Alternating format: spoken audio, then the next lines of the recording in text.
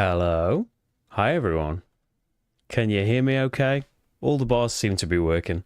Hopefully, this is all working fine and everything will go great. And there should be quite a small delay. Oh, look, the pictures are up already. Pretend you didn't see that. Hey, Neil. How's it going? Can you see me? James? Oriane? Frederick? Hey, Iris. How's it going? Everything coming through okay? Brilliant. So, I don't really know. Well, we're going to chat about Essen. I know that bit. But, yeah, we'll talk about games and things. But I don't want it to just be like a... If you saw the Essen preview stream, I don't want to bore you with the same details. But I've played some of those games now. Not tons of them. I didn't play loads and loads of things there. I did a lot of chatting and a lot of walking, which was pretty nice. I'm going to open a can, so excuse me if the noise reduction doesn't reduce that. So, all right, thanks, James. If you'd like to support the channel, you can do it on Patreon and stuff. I'd really appreciate it. There's links in the chat. There's links in the description. That's how I'm able to do this. That's how I was able to go there at all. Well, actually, it's a bit beyond that going there. It's gotten a lot more expensive since 5 years ago, and it was expensive then, but ultimately worth it. Marty is enjoying his warm bed downstairs, and I don't know, his bed's set up on a chair here. He could join us, but I very much doubt it. But maybe he'll get bored of being... He's probably pretty toasty in his chair. So, I've got things to talk about. Well, the pictures, they're mainly just pictures of me with people, but we can talk about the games as they come up, because I only played a few things whilst there. I did a lot of running around and then a lot of sleeping. So yeah, I went to Essen Spiel for the whole thing. I think this is the only time I've gone for all of the days as well. Although not all of Sunday, because I had to go home and stuff. But I went to the press events. They didn't used to do this last time I went. Before now, I went in 2019. So they've now got a day in one of the halls, which is quite nice, decked out with tables with people from the booths there. So you could chat to them. Got some stuff done there, but I had been up at I think I had to get up at about 4 a.m. to get ready and get down to the plane and stuff. So yeah, I wasn't in a great state. And I say for the first couple of days, I was in my kind of normal mode of I just go about and I don't take pictures of stuff. So it's Rach, my wife, kind of reminded me, okay, but why don't you take some pictures of these people that you keep saying that you've spoke to, or these games that you've seen? Well, that'd be a good idea, wouldn't it, if I'm going to talk about them? So let's have a look at some stuff, and hopefully it'll remind me of the things I need to tell you about. But I'll remember the games, I think. So there's outside the halls in Essen. That's where I stayed. It's pretty posh. It seemed to be filled with executives and things. Through some kind of last minute luck, I managed to get a room there cheap, and yeah, it was pretty fantastic being able to walk back to that hotel. But they charge you for the privilege of that.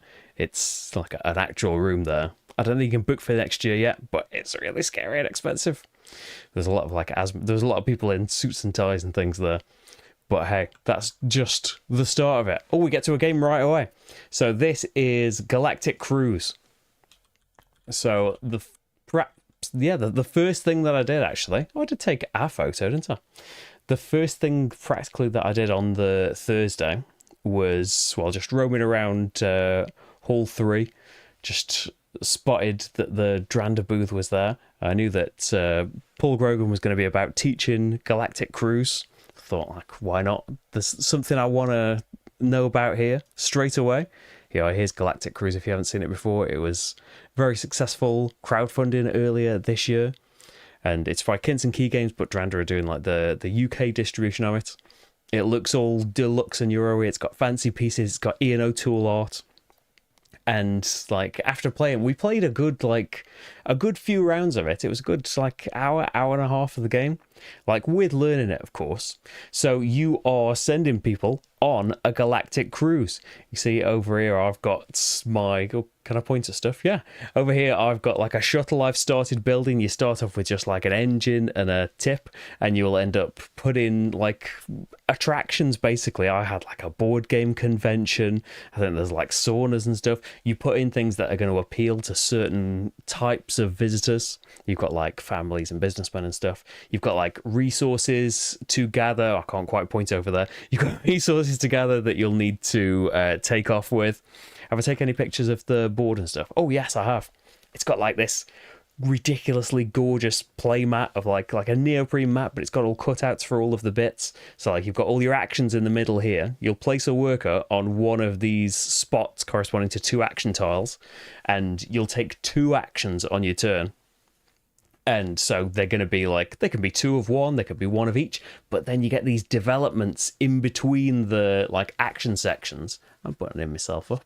I feel like it. So say I'm like the pink player here. If I place my worker here, because I've got this development here, my 2 actions could be any combination of these 2, but they could also be these 2 as well, because I've got this development. And say like, oh, the blue player's got a development here. I can pay the blue player some money and use the actions that I can't quite point to, the actions in the top corner. So like you can get more development out and give you more options in these things, or you can pay other players to be able to use bits where they are. So like there's ways around your stuff. A lot of the actions, like you need to do like a bit of most of the things, because like you want to stock your shuttle up with people, you need to sell tickets to customers, you need to plan out cruises, you can get like developments right at the top of the board in these special abilities that let you kind of bend the rules of the game, but only to the people that have either built the developments, or again you can pay other players to use their developments. There's a very gallerist like influence track at the bottom.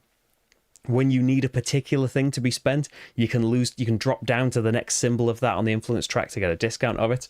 But the higher up you are on this development track, the paying the players 2 money, you can end up paying them 1 or even nothing if you've got loads of influence. Yeah, it feels very Lacerda-like, but not quite as complex. And so, like, as you're going on, you want to set off on these journeys, on these galactic cruises, and when you do, the people, depending on what spot you are, like all on this right hand side here is kind of your star map of where your cruise is going to go, and you bit by bit will, like, some days you just off in space, so the people will do stuff in those rooms that you built. Other days will be like excursions that will be good for certain types of visitors that you've brought on, so you can like specialize or try and please a load of people. As I said, we played like a few rounds, enough to like fill this first box. Every time somebody launches, they put a cube in this box, and there's goals as well that will put cubes in that box. And when that happens, we have like a bit of an intermediate scoring, and then there's 2 more boxes to fill up with cubes after that. So we've got a good chunk of the game, a good idea of kind of the beginning of the game, and it's a demo, so it was like bits were being introduced as we played. So good. I hadn't really seen too much about the game other than like the lovely art. I've heard Paul talking about it a lot because he did a lot of coverage and demos elsewhere. Now finally played it. Yeah, he's right about it. It's pretty fantastic. Like, I can't wait to like play a full game of it. I think it's coming early next year, right? Something like that, January or so. Yeah, it was pretty fantastic, and I'm really excited. And hopefully I'll be showing you a playthrough of the actual thing when it comes out. Yeah, but like kind of theme and art-wise, quite on Marsy.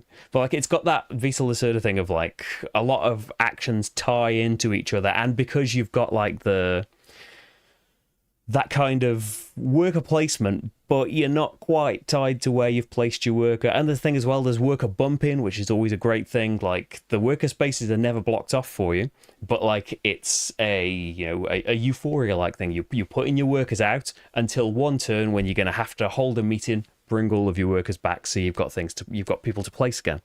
But other players can bump your workers, and then you get a bit of income, which can be boosted by you doing stuff. And then you can hire extra workers that will have a special ability that's based on like a tile here. I think they did something special when they bumped. But yeah, that special ability can be different every game. And then you level things up. Like if we can go back to the player boards, you've got all of these spaces on your player boards. When you actually end up doing a cruise, you can see on the right hand side there, I've put a tile in that top area. I launched a shuttle. And so it was like going to this blue destination, so I could put a tile there, and it gave me a special ability for the rest of the game. And the special abilities could be like, whenever you gain influence, gain an extra one forever. When you can bump anyone's worker, even your, like, normally you can't bump your own workers, you got to bring them back. You can bump your own workers from now on. So not only do you probably never have to recall, you can bump your own workers and get the income benefit instead. So there's some cool like rule bendy things going on there as well. And like all of this stuff, like it looks like there's a billion symbols in the, you get these cards as well with special abilities, or you can spend them for resources. It's so cool. All these symbols and stuff, it looks like there's a billion things happening, but this is like the entire game as a player aid on your board. Like it started making sense really quickly. Feb 25 on the Kickstarter page. Yeah, early next year then. You know, it's quite a big one, but I'll say, yeah, it does feel like it's got those Lacerda-like decisions, but I wouldn't say it's like, maybe like Kanban level, maybe even a bit more accessible than Kanban. It's different for different people though, isn't it? Because like, I'd say like Gallerist maybe, but some people put Gallerist as more complex than Kanban, so it depends, doesn't it? But yeah, had a good big demo of that. Don't worry, there's not a million of these. I know I'm going into great detail. I didn't play that many games. Talked about a load of games. Oh, table size. Yeah, it's like we had the playmat, but I'd imagine that's similar for the boards as well. Like it's a big board in the middle. You've got a decent sized player board there. You'll need a bit of space for cards, but although they'll be in your hand, they need to be in your they need to be secrets. And yeah, it'll grow like as you get blueprints to build, they go on the right hand side of your board, and then as you build more shuttles, can you have 3 shuttles? I think you can have up to 3 shuttles, and they can be 3 rooms big as they're like built. But yeah, it might end up taking up a lot of space, which like I'm always scared out because like I'm limited to how much I can fit in this setup, but I'm sure we can do it. Right, what's next? A more Galactic Cruise. I think it's just going to be photos of people out and about. So that was mainly Thursday, and as I said, like I hadn't had it kind of drummed into my head that, oh, you should be taking pictures of the people you see. Didn't take a picture of Paul. So Eilif from Aporta Games and Chili Fox Games chatted about Saltfield and stuff. Turns out he's a big Beatles fan, so we mainly chatted about the Beatles, to be fair. As soon as we got onto that subject, it's like, I love your board games, but hey, if everyone wants to just chat to me about the Beatles, you're going to lose that fight. But yeah, I didn't take any pictures on that day. So we did see, hey, there's Ignacy from Portal Games. You see, I was actually there. I'm going to be doing video. We'll talk about like the games as they come up, but like Resurgence is a new one for Stan Kordansky. Portal are coming out with that. I have a copy of that. There's going to be a playthrough at some point. And Thorgal, I talked about a bit on my like preview. Going to be hopefully getting that and doing something on it in the future. For the first time, I met Stefan Feld. I know he's like about a lot, but yeah, I'd never met him before, and he'd seen like, I don't know how much, like there's an element of politeness to everybody, right? But like he knew the channel to some degree, which was pretty cool.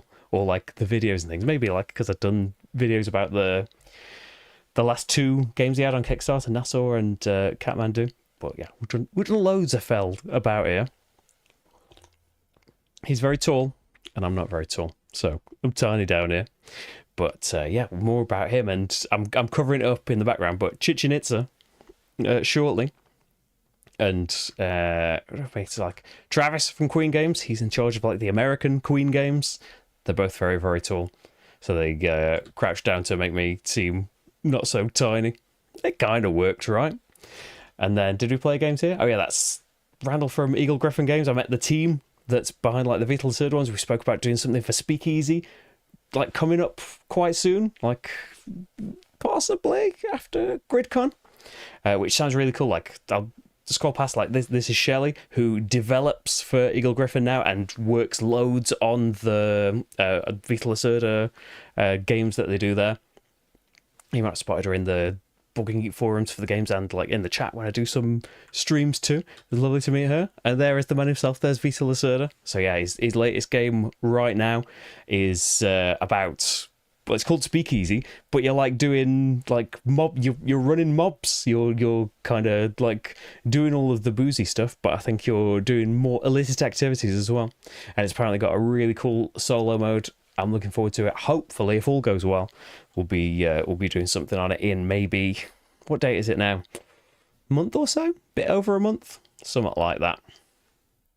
So yeah, there is Vital. And if you're going to GridCon, Vital will be there, although he'll probably be doing demos of Speakeasy a lot of the time. What is next? Get my notes up. Who do we meet next? Oh yeah, I met Kurt and Anya from the Vitruvian Gamer. If you haven't seen their channel, then check it out, because Kurt's got loads and loads of videos on there. They were roaming around checking out Feld games. I'd seen them like the day before. Was it like the day before? Yeah, we were like picking up our copies of Civolution, and Stefan Feld like appeared and was gonna chat, but like nobody had a pen and stuff, which we knew he was going to be at the Queen Games thing the next day. But yeah, it was lovely to meet them, and that's when I started. Like, I'd spoken at the Queen Games booth. I think these are going to be the next pictures. Yes, I'd spoken at the Queen Games booth about like, oh, have you seen the new Stefan Feld game we've announced? That's going to be on Kickstarter really soon. Actually, I think it's on Tuesday. So this is Chichen Itza, and we spoke about it in the morning. Like, oh, come by tomorrow morning, and why don't you have a go of it? And so when I ran into the Vitruvian Gamers, I thought like, well, do you want to come play this thing? And I thought like that. I seen Iris say like, oh, we should meet. I'm going to be in these places. I thought like, well, we could meet playing this game right here. So, Chicken Pizza, yeah, that's the new one. He's gone off the city themes, and he is doing various pizza toppings for the rest of the collection. He's not going to run out, is he? So the new city collection, and I'll say like, sponsor alert. When I went into this, I was just kind of a person playing the game, but I'm now I've got this. I've got the prototype of it, and I'm going to be doing a video for it very soon. Like, I've got the prototype. I think I'm getting like, I know how the game plays, but just like the 2-player stuff very soon, and there's a video will materialize as if by magic. But speaking about the game, so this is one of 2 games. Yeah, it's going to be Chichen Itza, and I believe Valencia is the other one. So Valencia is a re-implementation, a redone version of Strasbourg, which when they said that to me, I was like, oh, that it rings a bell, but I don't think I've played it. And then I looked it up on Board Game Geek, and it's I think it's from 2011, and it involves bidding, and it's got a 3-player minimum. So that's why I don't know anything about it, because mainly 2 players. It's got to be good for 2, or have a solo or something. So yeah, I've never played Strasbourg. The new version, I think, hasn't made any changes to the core game. The main thing that's different is it's gonna have a 2-player version now. So great, it's gonna be a brand new Stefan Feld to me. But the main thing, the brand new thing, is Chichen Itza. So this is, what if it was all Stefan Feldy and had a load of, like, there's point salad-ness to it. There's a load of ways of earning points, getting special abilities, forging your own path and all of this. But what if all of that framework was tied around dice-based combat? Which, I know, like at the start, like I sat down to the demo just knowing there's a big new Stefan Feld game. Big, I mean like, you know, like the Marrakesh Amerigo long box, rather than the square ones. I've met Frank, who's like works for German Queen Games, like the games manager. When he kind of introduced the game like that, when we sat down to play, I kind of thought, oh dear, what have I gotten myself into here? But I'll spoil the end of the story, that like it still feels like very much like a Stefan Feld game, and you can do a lot in the game without fighting each other. So like, if you're a gamer that's like, oh, Fell looks all right, but too much multiplayer solitaire or whatever, and I want to be like, I want the more cutthroat ones, like Bora Bora. Like, if you want even more cutthroat than it has been before, what if you could actually fight each other in the game? So like, I don't know if I've got a better picture of like the map in general. There we go. So here's the map at the start of the game. There's different types. So there's woods, there's river. There are loads of different things on the tiles. So being on like cities or temples will get you different income at the start of a round. Being on ruins will let you have a discovery. You'll get some points at the end of the game. It's kind of hidden what the points are going to be in there. But at the start of the game, all of these spaces are controlled by fearsome beasts like dragons and snakes and things like that, and tigers. And so at the start of the game, at least, it is not advisable to be fighting each other, because you need to be building up and trying to defeat these ever like more fearsome things. In the middle of the board, like right next to us, they're kind of easier ones, but as soon as you branch out from that little ring around the middle, things get scary. So early on, you will be fighting monsters. As the game goes on, and goals at the end of rounds want you to control certain spaces, or you might think, oh, well, I've had a scout of that relic space and it's worth loads of points, so I need to take that from you.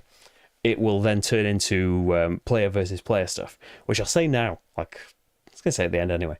But, yeah, we were talking about the game afterwards and stuff. But like, my kind of always kind of at the front of my mind whenever this stuff comes up is like, this is all great and the system worked very well. And as it turned out, like I said, I've played with Kurt and Anya and Iris. As it turned out, we were all very peaceful players until the last round, when there was a little bit of fighting. Kind of, I think, just to try it out, because none of us had done any of it.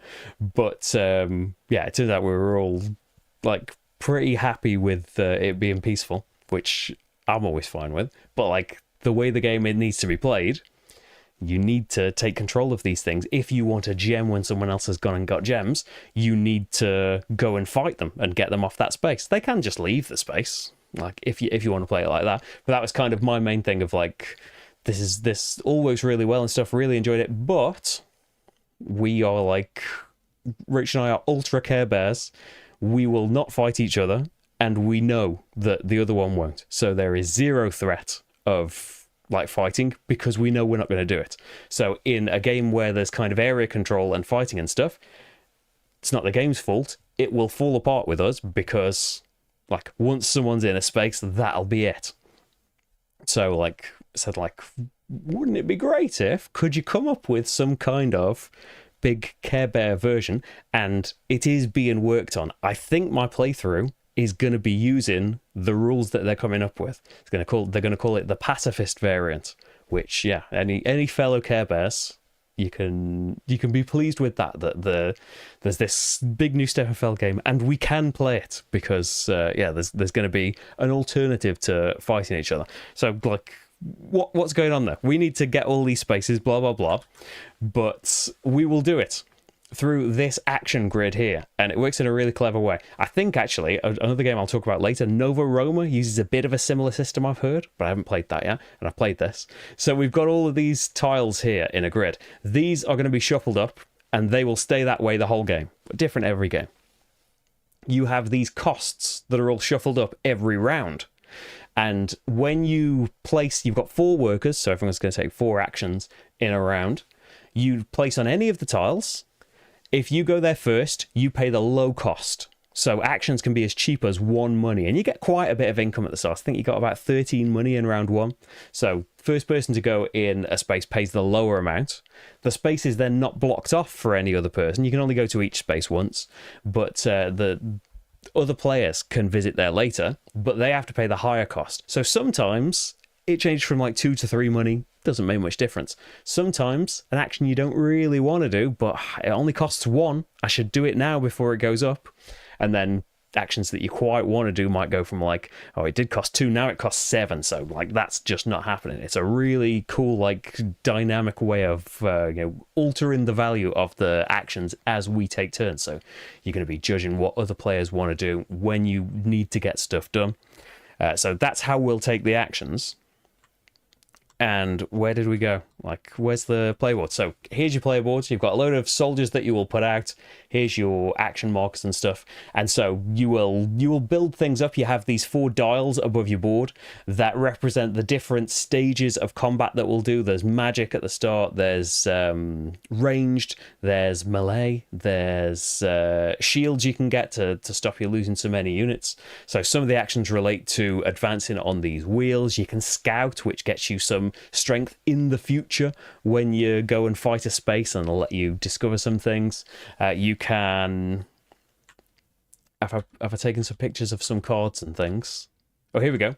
Up at the top, you can get these god cards, and they will give you, like, yellow helps you with income, so a certain action only ever costs you 2, no matter what the state of the actual board is. Whenever you go to a space that's got somebody in it, you pay 1 less than you normally would.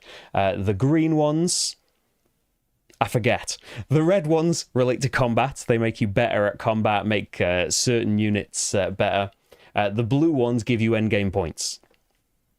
So we'll give you like a path to score more points for doing things. I had one that was like every creature you defeat is worth 2 extra points. There are also these heroes you can hire up here. You have to pay for them every round if you want to keep them, but they count as like an extra unit you can have on the board, and they work in a special way. Like they get to roll extra dice, or they get to like attack on different numbers and stuff.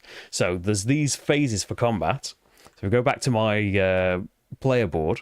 So you'll go into a space when you decide to go and do some fighting. You'll go to a space with a monster in it. On the monster's base, it's got a number on it. That shows the strength of that monster, and there's going to be a range. So like the green ones, they're going to be like strength 1 to 3. And so you go through the phases. You'll do magic first. You've got these magic cards down here. You'll gain them as like ammunition. So you will... you can play like 1 fire or 1 rock to begin with. As you level this up, you can play more cards in one go. But say you want to do like a rock, you roll a die for every rock that you cast. 1 to 4, it hits, does 1 damage. The fireball only hits on a 1 to 3, but if you hit, you get to roll 1 more time. So could do 2 damage, but it's a bit less likely to do it.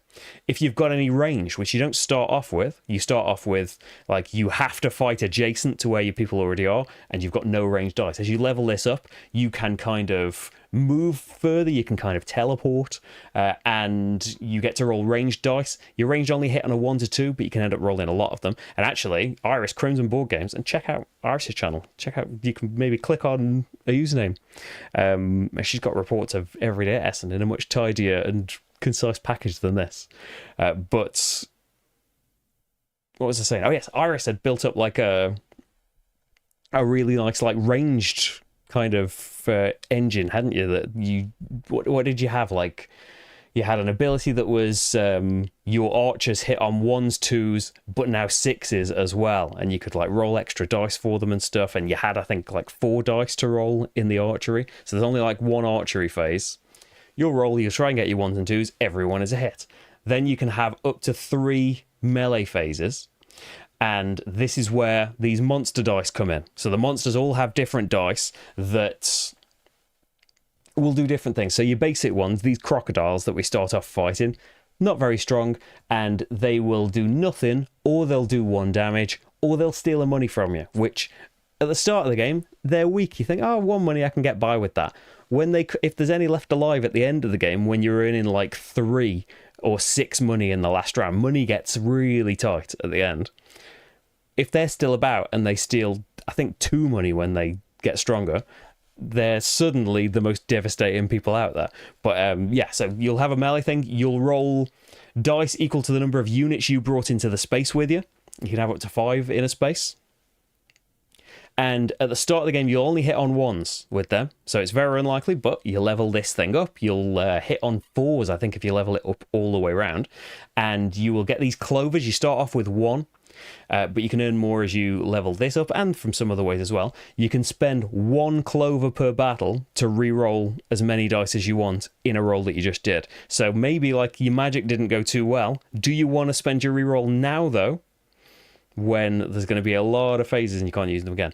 So you have up to 3 melee phases. Like, if they do a hit on you, you can spend shields if you've earned them to negate those hits, but otherwise you've got to lose people, and then you're going to have fewer dice to roll in the next melee phases.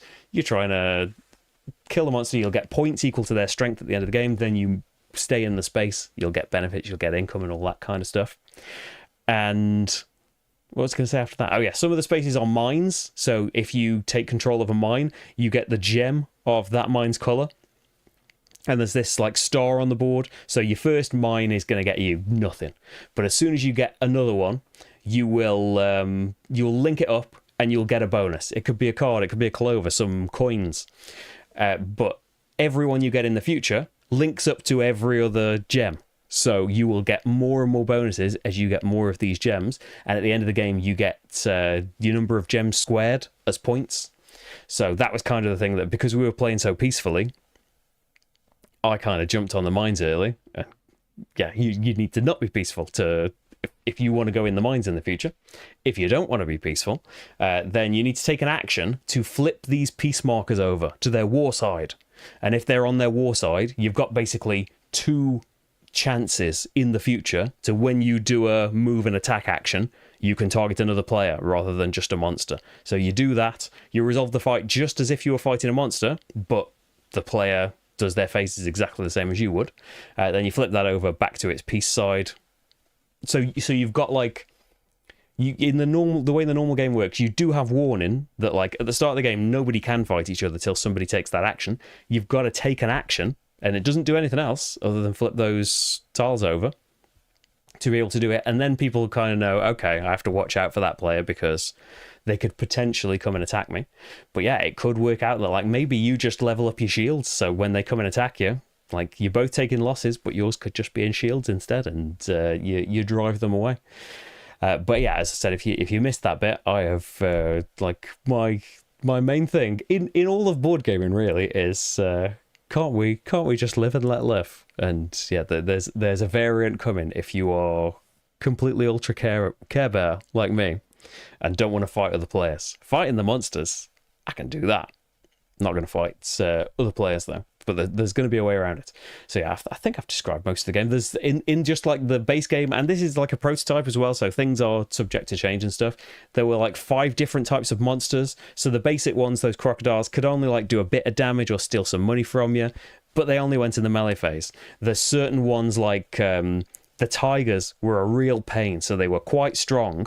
They only attacked in the melee phase, but you couldn't use magic or archery against them. So if you went that path in fighting, the tiger spaces were kind of off limits to you because they were pretty tough. Some did magic, so rolled in the magic phase and the melee phase, but they'd need to roll a magic symbol in the magic phase to hit you there. And some did archery and stuff as well. The dragon, the red one that you can, I think, just about see, was like, they're really tough high numbers, and so they've got, like, as you might expect, a fire attack from the dragon, and if the dragon hit with its fire attack that it had a 50-50 chance of doing, it rolls again until it doesn't hit anymore. So the dragons can be really terrifying, but they only roll in the melee phase. So if you can kill them with magic or archery first, that doesn't even matter to you. So yeah, there's like much more as you step out of the like starting monsters. They get terrifying, but there are ways to do that, and you can get the powers and heroes to try and adapt to them. Hey Ross, how's it going? Hey Monica, hey Jackpot. I'm rambling and missing everyone, aren't I? So yeah, and like I've heard again, it's just prototype stuff, but yeah, there's rumblings of more things planned for it as well that you might expect. Maybe Queenies with more monsters and things in the future. We'll see. But yeah, as I say, like, there is going to be a playthrough for this. Like, I have a prototype. I am awaiting the latest version of the rules. A playthrough is incoming. Although I've probably droned on about it longer than the playthrough is going to be. But yeah, we played a full game of it as well. Like, not like a chunk demo. It was like it was the whole thing. But it was great to have like a full experience of it. And you can see, oh, what's the next picture? We get off all of these. Yeah, there's all the powers and stuff, and you get points for, like, it's point salad. You get points for things that you're on at the end of the game, for having heroes, for having cards, all the monsters that you killed. There's loads and loads of things that you can have there. And there are these powers, if I can point to them. You see, like, they're not every round, but they're like when the sun, you can just about see it on the round tracker at the top. When the sun goes past a certain symbol, so it's like after round 2, this first one scores, that is, have a town. Then when the next sun, this one was have fought a blue dragon. And then it was have 3 gems, have 2 towns. They'll be different every game. And as you go halfway through the game, the dice change for all the monsters as well. So they suddenly shift to much more fearsome attacks, kind of double what they would normally do, but with some variation in that. Yes, so it was great. And there we all are playing it. Look at us. I thought I'd worn the same shirt then, but it's completely different. So yeah, thanks everyone for playing. It was lovely to meet you and play a big game as well. Because like usually, I kind of hide out. Hey, look, I've met Bernd from Iron Games. That's the designer of Peloponnese, amongst a billion things, right? But hey Alex, how's it going? Hello. I met in the meet and play. I didn't take any pictures in the meet and play either. I was a bit tired by then, but yeah, it was lovely to talk to you. ISS Vanguard, if anyone's wondering, I plan to bring it back. It's probably not going to be, I'll say 100%, it's not going to be this month, because this month is going to be Essen videos and stuff. Maybe November, but I also really want to do Shadows of Brimstone. A few people came up about Shadows of Brimstone as well, which I was really pleased about, because yeah, I'd like it to come back. Let's meet Bernd. He's designed loads of things now, like Pandora and Discordia and stuff, like more recently, but Peloponnese is the best auction game. I think the best auction game. I don't think anything's come along better since, and one of the few auction games that works like perfectly at 2 players, which usually you hear auction, you think, well, that's not going to work. We mainly play 2, so forget that. Peloponnese is the one for you. Then, oh yeah, this was looking at Minos. Like, I went over to Board and Dice. Hopefully, we'll have one in the future. I don't have one now, but it sounds pretty cool. Another one from Stan Kodonsky. I think I met Stan over at the booth. I've got pictures of that. Yeah, this is just pictures of the game. Oh yeah, Trismegistus, which I think, when was that? Was that like, I think that might have been Essen 2019 when that came out, right? One of the many T games. This was all about kind of, well, it wasn't like necessarily magic, wasn't it? Like kind of transfiguration and like turning stuff into other stuff. I don't remember it that deeply anymore. I remember, you can probably see our first impressions where I moaned a bit about it. I can't remember why though. But there is a new edition coming to Kickstarter soon. So yeah, I imagine it would fix whatever that moan was about. That's Stan Kodonsky, who designed Minos, and Resurgence will hopefully be coming up on the channel. And they were all decked out at the Board and Dice booth in their Minos garb. They see a fast-moving Paul Grogan.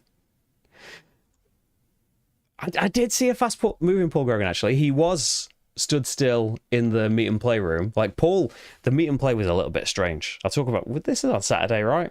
I think this is on Saturday by now. So yeah, it was, this has been going on for ages, but this is the first time I'd heard about it, that there was a meet and play where like YouTubey people can all be in this room at the same time. And if you want to meet this person, they're going to be in this place for a few hours. So yeah, I think you've got a good chance of doing it there. So it was a little bit like, didn't really know what to do when we'd kind of grouped up as some UK people, and yeah, it was a little bit like, I assumed we'd have like a space or something where we needed to go, but we just ended up on this table that we kind of arranged into a V, and then yeah, Paul was stood up, and I was thinking by the end, oh, maybe I should have been standing up this whole thing, but yeah, we're just kind of chilling and having a chat, which was nice as well. But yeah, Paul was stood still for that, and when he was doing the demos and things, but yeah, he was, you can see in his videos, I'm sure, and if you're going to GridCon, that he was zooming about like a madman, picking up all of the games for his channel, and he's picking up things for the charity raffle and the library at GridCon and stuff. He's got a lot of stuff to grab. All right, what are my buttons? Anything else happen on Saturday? Oh yeah, that's Philip from Board and Dice. And that's Vincent from Lucky Duck. There's all these people that I haven't seen for years and years and years, but that's because I'm a bit of a hermit, and that's me dead tired on Sunday. And oh yes, have I missed a game out that I didn't take a picture of? Prototype. Oh yes, we'll talk about that in a minute. So this is Ra's, pronounced that right, Dance of Love, which it's got a different cover on Board Game Geek, and I think they're kind of deciding between elements of the two at the moment. So when I was kind of sat down at the start of Sunday, Mihir, one of the designers of this, came past in a glittery, I don't think I actually took a picture of what he was wearing, in a big kind of mirror-based waistcoat, and told me about this game. Will you come and check it out and stuff? After a minute, I'd kind of seen it in the, maybe after I'd seen hundreds of games in the preview, I'd kind of looked through it and seen a couple of the images page not want to load here. There's definitely images of it, Board Game Geek. Come on. There we go. I think I'd seen something like this at the time. I thought, oh, yeah, it looks nice, but maybe it's a bit abstract for me. But yeah, Mihir came over and told me a bit about it, that it's based on Indian dance, a style of Indian dancing where they all dance in circles and stuff. Assemble the best dance troupe by drafting dancers they spin around the dance floor. Right, straight away, as I said, I'd kind of seen it and thought, oh, maybe that's a bit too abstract for me. He came over, and especially when I went over to the booth and got kind of the explanation of the game, and we jumped into it's a really easy to explain game, but while it is still it's still kind of an abstract game, right? The board is like that, although it represents they're the dancers, and you're getting. I thought it looked a bit like Project Health from that prototype, but it's not at all. It's nothing like that. You're drafting dice from. Maybe it was a bit different in the prototype, and that's why the pictures are like that. But yeah, the actual game itself, I thought at first, oh, this looks a bit abstract. I don't know if this will be for me. As soon as I got kind of the run through, the talk through of the demo, and this is why this is thematic. This is why this is how these dances work. This is how this works. It's one of the most thematic games I played there, and just in recent memory, while still being it's a bit abstract and dice based. So we've got this central display here. We've got a handful of cards with letters on them. You see on the top of these outer wheels, there's a letter on each. So on a turn, everyone at the same time, and I think it goes up to 6 players. Because it's all simultaneous. It's prototyping. I may be misremembering that. Actually, I've got Board Game Geek open, haven't I? Yes, it goes to 6 players. So you will each play a letter in secret and then reveal them all at the same time.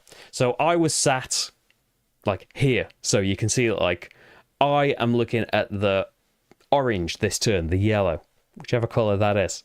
So whichever letter I play, I am going to be drafting the die and get the special ability of the yellow space. So if I say E, I'm going to be taking this purple one and do this action. So you can see all of this stuff. You can spend stuff to take one from a space either side as well. So you're thinking about the dice that I want, because I don't think I took a picture of the round cards. Here's where stuff's going to end up. So there are round cards dictating the tempo of this round dance. The numbers on the dice are the tempo. The colours on the dice are styles of dancing that the different people are doing. So you want to, by the end of the round, you'll draft 3 dice in each round. You want as many dice as possible to have the tempo, the number of the round that we're in. So that's one thing that you're thinking about. You want to match these 3 colours that are different for each player in these columns. You'll get a load of points if you can match these colours at the end of the game. You also want to get, I have to remember the actual names of the things. No, I can't. You get these dance sticks up here. These are something that you can spend to be able to pick from adjacent spaces, but also you want to match them for points as well. When you spend them to pick adjacently, you actually have to give them to another player, because that's what, like, he showed me like some actual sticks as well, like they're beautiful ornate things. They're not thrown around, they're passed to another dancer. So like you get these sticks, and you can get these dress swatches as well, and like upgrade the dresses. At the end of each round, you'll get points. Like you'll move up these tracks as well. So there's a track for each category. So you'll score points for dice at the correct tempo, the right number, matching sticks. So you want the same color die and stick in the same column, and you want, I can't point over there. You want to match the dress swatches to the colors. So you want the sticks and dresses to match colors. You want the dice to be the right numbers. So you're thinking about that stuff. Can I go forward? Can I see one on the board? Yes, I can, although I don't think I can point to it. It's in the corner. You are also, when you're thinking for things, you are also trying to find love matches. So love matches are when dice pointing at each other. I don't know if you can see there on the A and B wheels in the corner that it won't let me point to. Move yourself. Here you go. In the A and B dials, over here, there is a love match, because these two dice that are facing each other are the same number. So they're two people dancing at the same tempo, and they look over each other in the dance and they fall in love. Or it could be that they're the same colour, so they're doing the same style of dance. That's a love match. You want to try and get these things because you're drafting all of the things to try and match up. Like, you get actions like you can change the number, you can get more sticks, you can go up on those tracks that make the matching more valuable. But if you have picked from a wheel that has got a love match, go back to the player boards, please. There we go. Everyone has a different love match track at the top of their board, and as you go up this, you can get more things. You can copy the ability of where an opponent's love match symbol is. You can change the colors of dice. You can also do this as you go up these tracks. You can just grab like 15 points in one go, and once you get to the end of it, it resets. So if you just get loads and loads, like you can have two love matches if they're on both sides as well. So you're trying to think of all of this stuff. And like the stuff's drafted in letter order as well.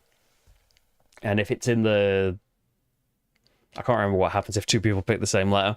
That's a job for the future when this comes out. It was so good. I hope I'm doing it justice describing this game. It was so fast. We played a 2-player, like, including teaching it, we played a 2-player game in like half an hour, less than that. It is super quick, but super thinky. There are so many like little things going on into your decision, and like especially when you throw in, as soon as you've got those sticks, oh well, like you've got to pick this stuff. Oh, I haven't even said the best thing. So the tempo was 3 for the first round. So after everyone's revealed their letters and they take their dice and their special actions and maybe some love matches, at the end of the turn, it's going to be 3 turns in each round, the tempo is 3, so you go into this middle wheel here, move yourself, you go into this middle wheel, and I hope you were all imagining this was going to happen. Unfortunately, it's not a video, I can't make it do it, but you turn the central wheel 3 times, and all of the other wheels spin in opposite directions, so it's like they're all doing a little dance, but it also like changes all of the combinations up. So suddenly, each turn, a different colour is going to be facing you, so you playing a certain letter, oh, like maybe next time, oh, it moved 3, so now I'm going to be taking purple from whichever letter I'm going to be taking from, and all of this. So that's all of the standard mode, and then there is like a little change that you can make that to play the advanced version. And so there's this wheel in the middle here, and it relates to like if you pick a wheel and nobody else picks it, you get like points on this track, and if you pick a wheel and that's it. I'm remembering it wrongly. It's described like this. So like there's something you get if you pick a wheel and other people pick it, you get points on this special, like I think it's the harmony track, equal to the number on the die for that section. So if it's this section, thinking, oh, I get 1 point, so what? Maybe if it's 4 points, and you can see there's a load of love matches and people are probably going to pick that section, maybe I want to go there and get a load of harmony points.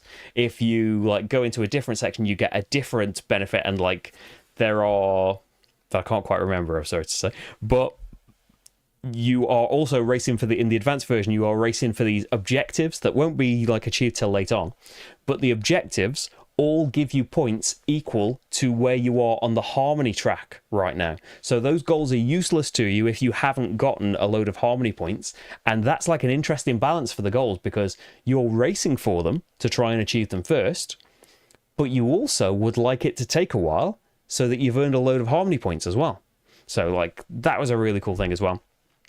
It's it's something that, as I said, I stupidly breezed past in the preview, but I'm so glad that Mahir found me and asked me to come over, because it was one of my highlights playing that. And as well, Mahir and Shalene, they designed the co-op expansion for Viticulture World. Like, was that last year? 2022? 2 years ago. But yeah, so good. Made an incredible game, cooperative, and made it work so well in that way as well. So yeah, a pretty fantastic, like, first 2 released things, I think. This is going to be coming out from Arcane Wonders at, I think the plan at the moment is Origins next year. So it's a way off. But like, I'm telling you now, this is going to be one to watch next year. It's fantastic. I think, is that all of the pictures of stuff? Yeah, that's the last thing that I did on... it's the last game that I played. It's the last demo that I had on Sunday. So yeah, I can go on and on about things, but I didn't play that many things there. Shall we quickly... I say quickly for me, have a look at things that I've picked up, and we will put some of them into a vote. I thought about just throwing them all into a vote, but it might be too many things. So if you don't know, I do a vote every month on Patreon. If you'd like to sign up and support the channel, so that was just like pointed at you then. If you would like to join the channel, there's a Patreon link in the description. It's in the chat somewhere. It's patreon.com/slickerdrips if you'd like to join up. But yeah, everyone at the voter level or above gets a playthrough vote.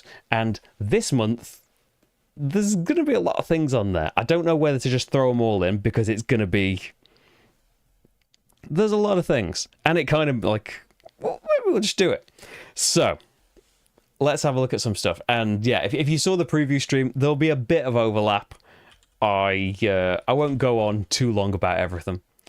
So, first up, we have from Portal, designer Stan Kordonsky, Resurgence, which is a bag building game of like, you're like, I was gonna say you're like survivors, right?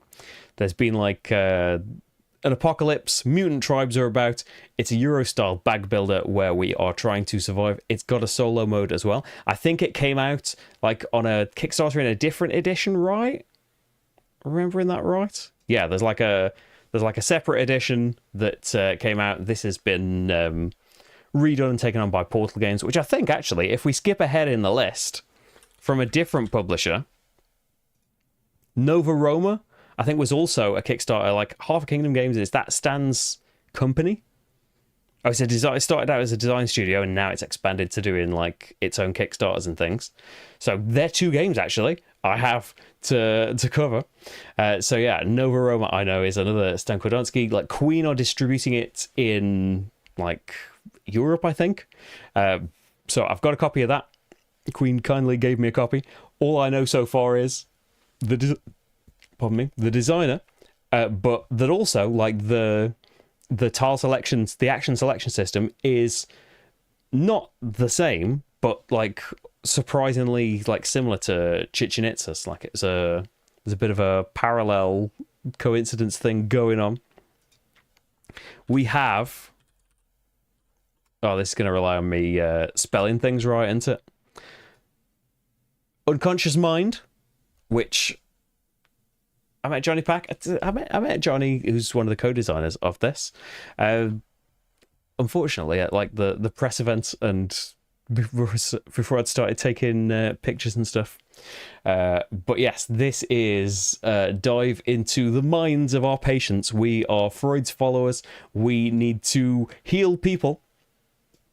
So, like, some of the game is done in, like, Vienna.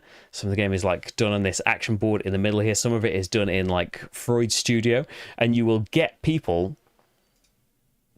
You can see, like, some lovely, like... You'll, like, delve into their dreams, and it's got this kind of, like, Dixit-style art. But it's also got these, like, transparent... Like plastic cards. I don't know if you can see, like, a good picture showing that off.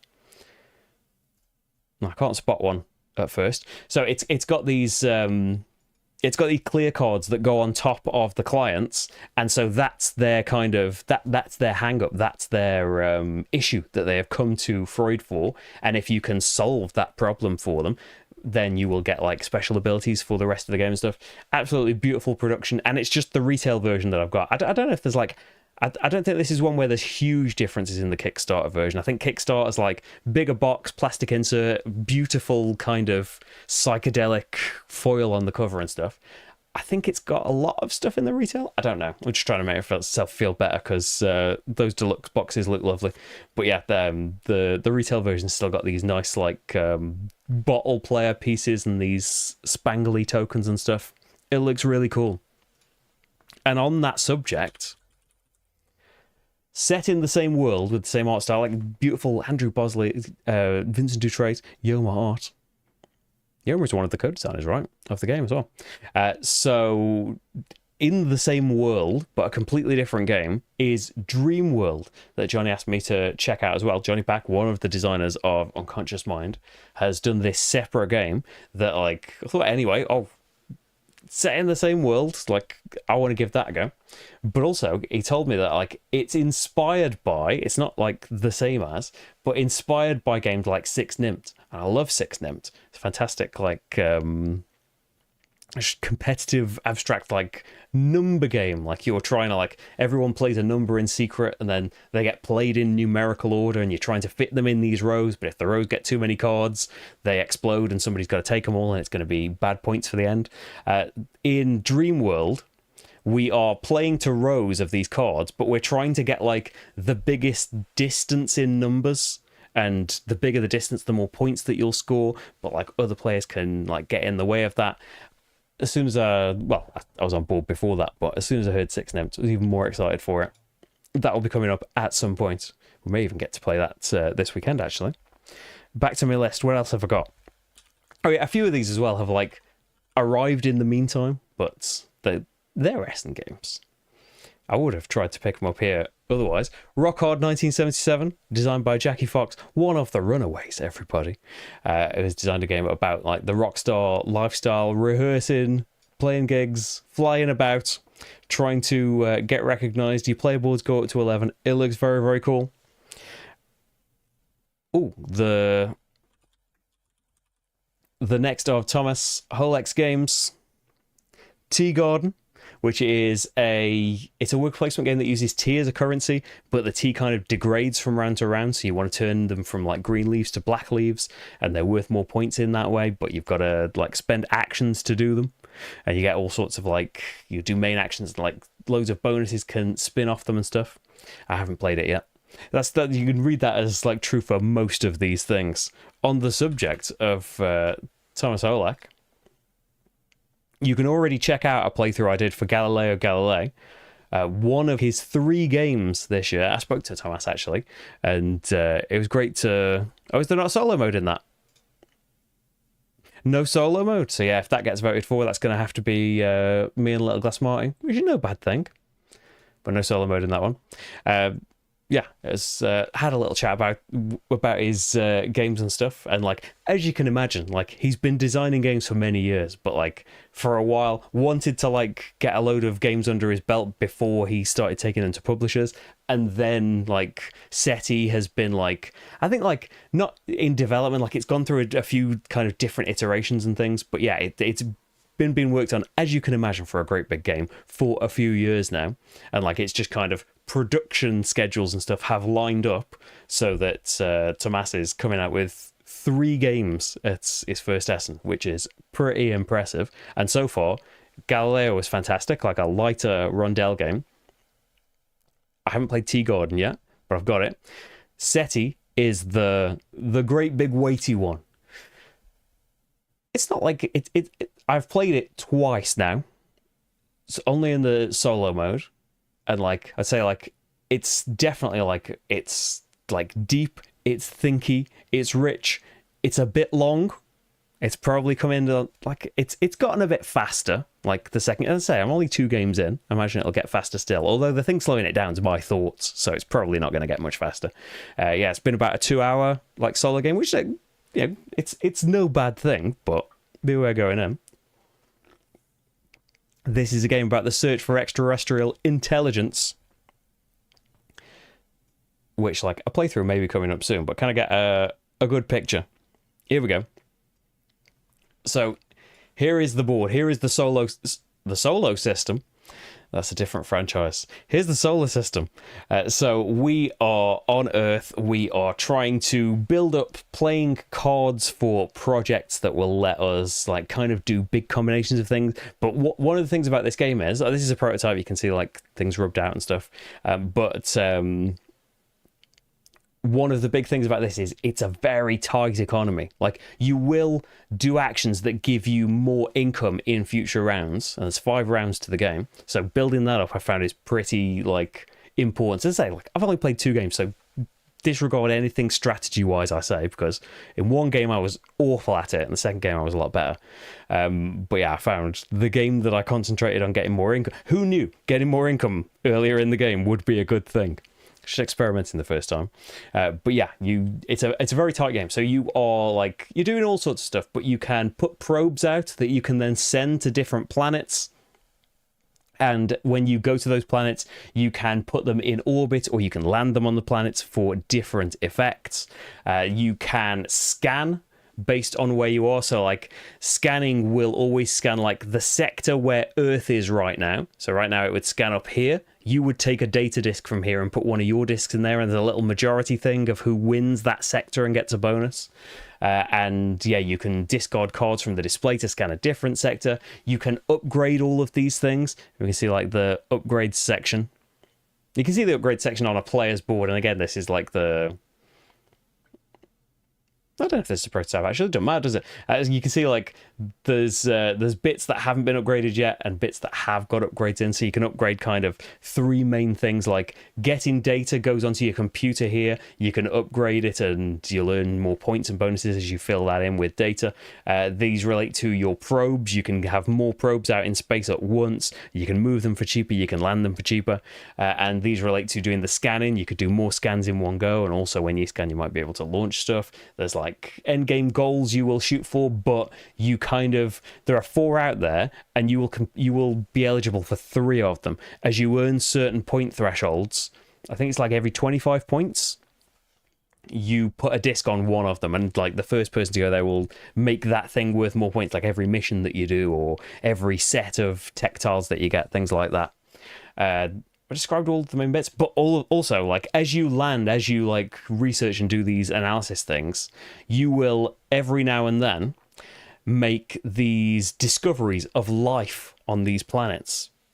And when a discovery of each type is made, there's 3 different types, you will flip over one of 2 secret alien races. There are 5 in the game, and you will see 2 in each game, that will then unlock a kind of different mini game to play, which like I don't know, like there's kind of a joy in discovering these things. Like I've seen 4 of them now. I did doctor the second game to make sure it was 2 completely different ones rather than just randomly do it. But yeah, there's ones that like that's put things out on the board, and like this board rotates every time certain actions are taken. It will rotate, but like at the start, just the inner ring will rotate, then the middle ring, then the outer ring. Like when the middle ring moves, the top one moves with it. So like it changes the dynamic of the game of like it costs more to move through asteroids, so you can sometimes see like a clear path to Neptune, and that's usually cost loads to get to, I can just zip to it. Like there's a really nice element of that in it, and where it's all facing will affect like where you can scan in that action and stuff. I I've lost my thread of whatever I was saying before with that. Oh yeah, the alien race. They'll do different things, and like they have their own decks of cards that will be unlocked as soon as they're discovered. That if you contributed to the discovery, you will get that unlocked a bit. Yeah, there's like they will change up what you're shooting for there, because then once the alien races are discovered, when you make those discoveries again, they will do things on those alien boards that will do different things based on who was discovered. Yeah, it is very thinky. There is a lot to it. Let's say like it wasn't very hard to learn though, I would say, for a weighty game. The weight is, which is where you want it really. The weight is in like, what am I gonna do this turn?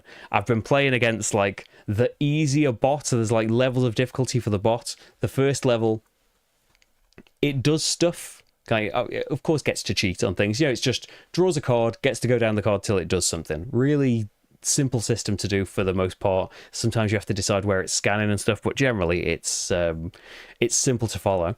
But then as soon as you step up into level 2, it comes with these objectives, and you need to be trying to, like, you're fulfilling missions on your own cards, but then the bot comes with these objectives as well, and you want to be fulfilling them, because if you don't, he's going to get a load of advantages at the end of each round. He scores points for everyone you didn't do by the end of the game. So there's like a nice balancing act to the main game that you're trying to do stuff, but you need to fulfill these objectives and things that the bot is doing for you. Really, really enjoyed it so far. Like I think the only kind of, and it's not like a huge negative, but the only like little bit so far is it gonna end up being a little bit too long for me? But it might still get faster. As I say, I've only played it a couple of times. We'll go on for ages about that because I played that one. That's been my, yeah, that was something that the other night I just thought like that's just going to be the one that I'm going to learn. It was a tie between that and, can you tell which one I'm typing? You can see it there. Civolution. Civolution is going to be coming. I played this with Rach, my wife, and Paul Grogan in kind of a learning game. So we did play a full game of it, but it's one where like, just do stuff and I'll tell you what it does when you do it. Like, but it's still like, for an even weightier game where like, if you haven't seen this before, these are your player boards. This is like your resource storage area. This is your action area on the right hand side. Every one of these is an action that you can do. There's a million of them. They all do very different things. You need a pair of dice to activate them, so there's like some dice placement in that. You'll roll dice at the start of the round. You can place them on actions, but you need a pair to activate them. So like they're nicely organized in rows and columns, so it's easy to see what's going to activate what. You've got manipulation in that. You're not like just stuck with the dice that you've got.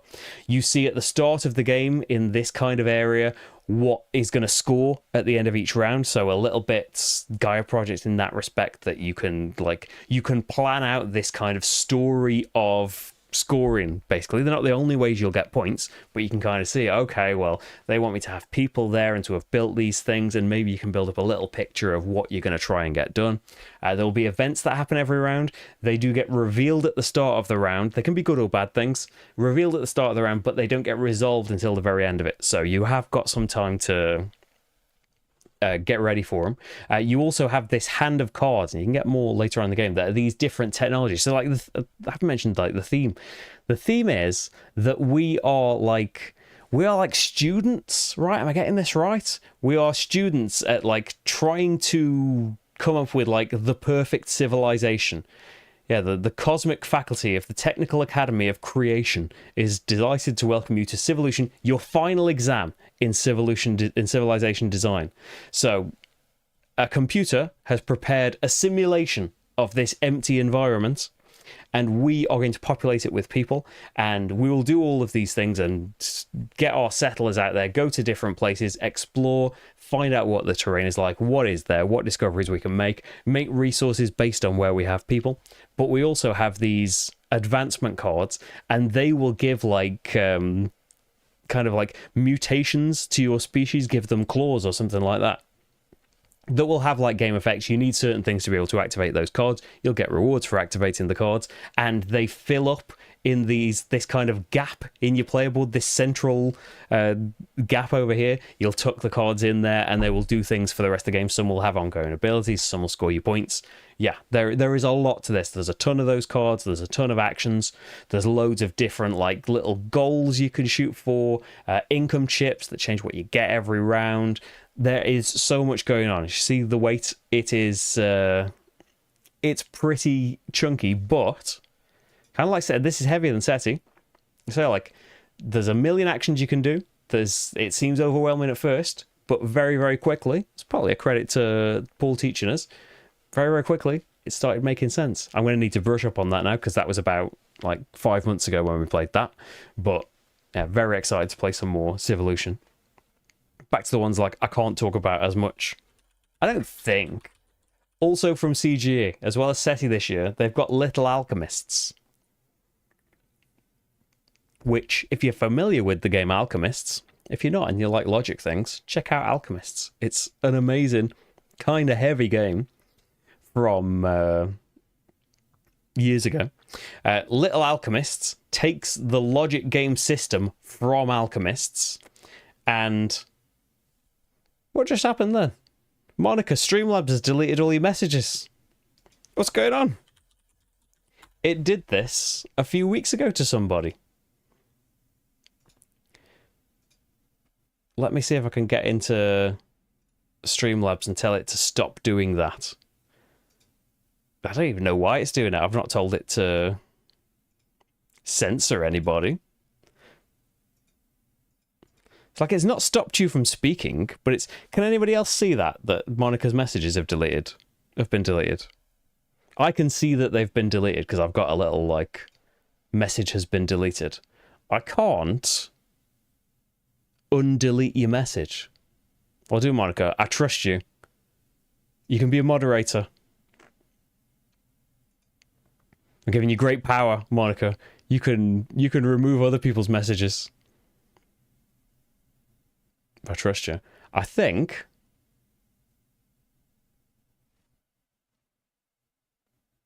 I can't bring him... That's deleted all of your messages this stream. So it's not just like a word. Hopefully, by doing that, you don't have to do anything with it. Hopefully there's not going to be any messages to delete. But let me just see if I can have a quick scan. Which bit is going to be like, I've deleted things.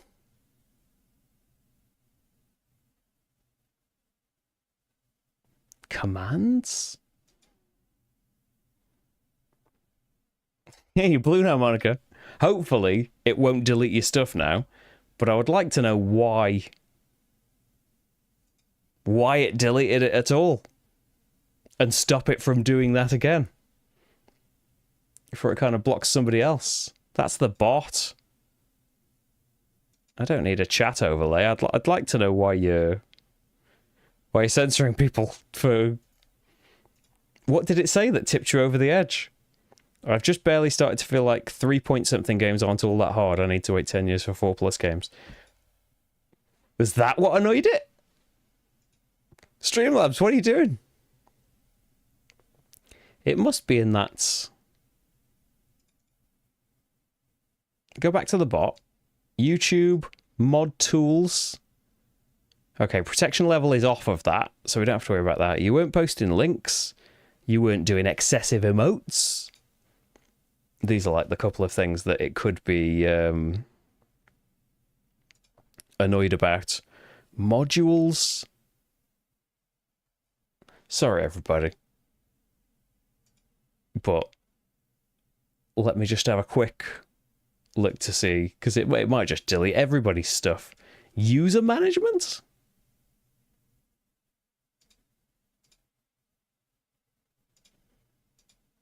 Settings?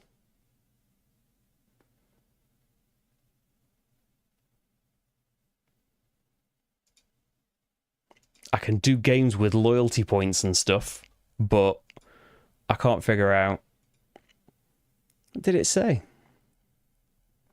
Message deleted by Streamlabs.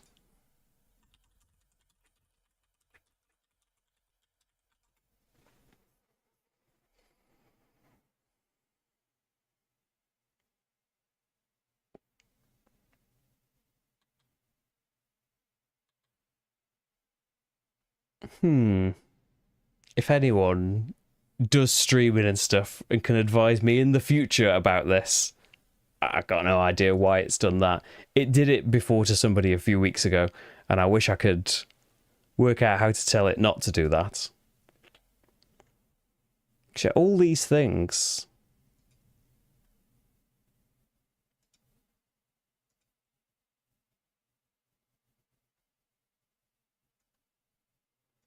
Like emotes? But you did like one emote, didn't you?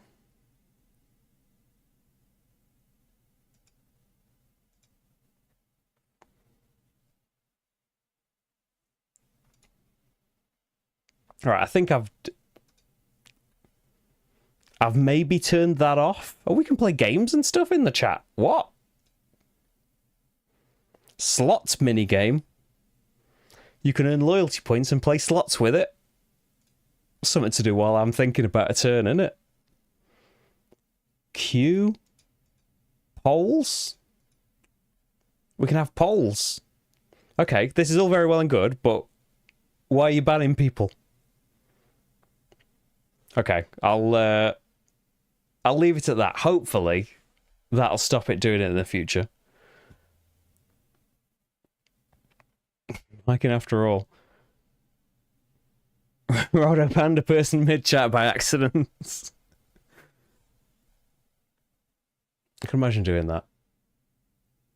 I think at one point a few years ago, I made someone a mod whilst trying to ban them on Twitch. There's a lot going on. Right, let me know. Although, like, yeah, I'll keep an eye out for it doing that to anyone in future. But hopefully it doesn't do it again. Little Alchemists, eh? So it's a logic puzzle game. You need an app. So I only know stage 1 of this, and you'll know it if you know the game Alchemists. So on your turn, you'll have 3 ingredients in front of you. You'll grab 2 of them, and you will put them in your spellbook here on your alchemy table, and you'll put the app in front of it. It will read which 2 elements you've put there, and it will tell you what kind of potion that makes. It can be like a fire potion, or a blue potion, or a green potion. You get a token of that type, and you put it on your board where those 2 things intersect. You do this turn by turn. I say, like, it's Little Alchemists. This is for like 7+ age, although, like, I did speak to the designer and he said, like, maybe a bit younger if they like know games. So that's all we're doing at the start until this stack runs out, and we can see a customer at the bottom and which potion they want. As soon as the stack runs out, that customer comes out onto the main slot here, and now on your turn, you could make a potion in the same way, putting 2 elements up here, but now, after a few turns, you will have hopefully learned how to make the potion they want. If you can make the potion that they want, you can have some coins. You want to have the most coins at the end of the game. So, like, there'll be a customer, then the stack gets refilled again, then there'll be another customer, and then the game will end. And it will then give you a quiz between all of the players, and if you get all of the quiz questions right, you unlock the next part of the game. Because there's a stack of boxes in here.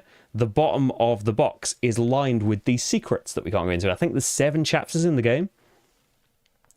And the rulebook has got, like, you've got about maybe 4 pages of rules. Say, like, to start with, it's for 6-7-year-olds. You've got a few pages in the rulebook. Every other bit of the rulebook is sealed off. It has little seal stickers on different bits of the pages. So it's like, oh, if you get all of the questions right at the end of chapter 1, you can unlock chapter 2. So you can break the seal in the rulebook, which I haven't done yet, and you can open box 2. And over the course of the game, it is going to build up as you and, well, you'll hopefully get used to it, but as your children get used to the level that you've reached, it will add another element to it. So one of the bits will be like,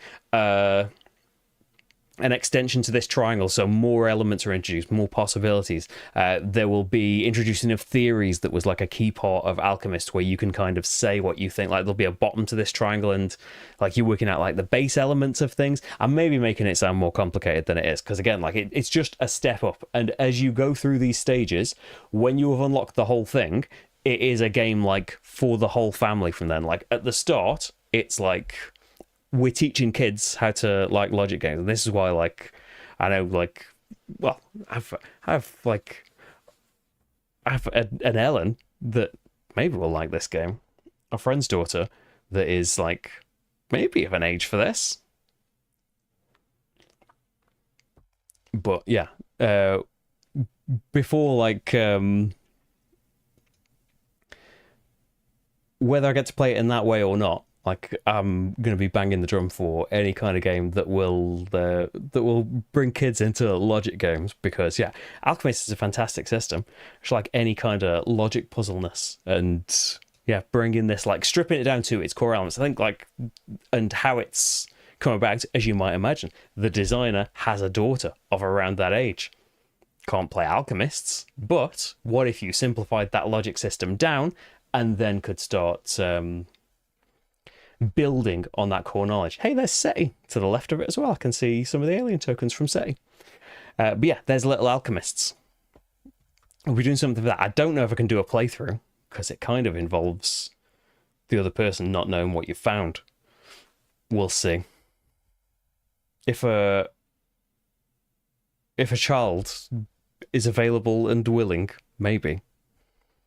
But that's harder than me being available. I'm here. Next, Tales. I'm typing the... Oh, no, I'm not. I thought I was typing the wrong game then. It begins with a lot of the same letters. Tales of the Arthurian Knights. So this is taking the core system of Tales of the Arabian Nights by Eric Goldberg and bringing it into a completely different game. Like it's taking, you know, the core like paragraph book system. Yeah, there's Tales of the Arabian Nights. We played that quite early into board game, not quite 2009. Maybe it'd been like 2013, 2014, something like that. And like we enjoyed that, like great big chapter book, crazy adventures, going off on all of these things. Mad things will happen to you. You'll get turned into frogs and stuff, and eventually someone will win this game.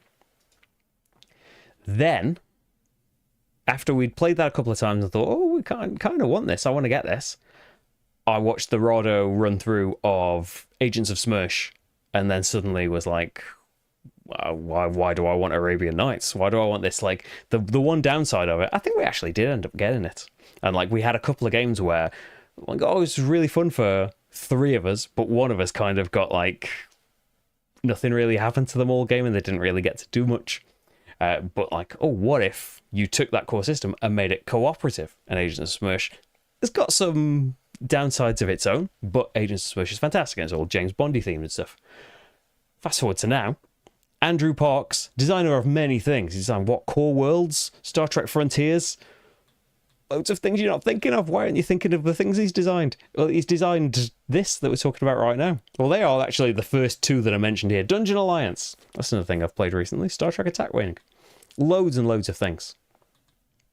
So Andrew Parks has taken the original system and designed a new game around that system with like completely new stories and stuff set in Arthurian times, set in medieval times.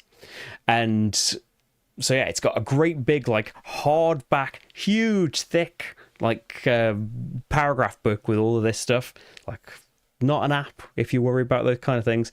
Great big storybook, and I haven't played this yet, but one of the keys that I noticed while punching it out is that it includes solo and co-op. So you can play this competitively, you can play it cooperatively, you can play it solo. I'm very, very much looking forward to some story-based paragraph action, and maybe we'll have that coming soon.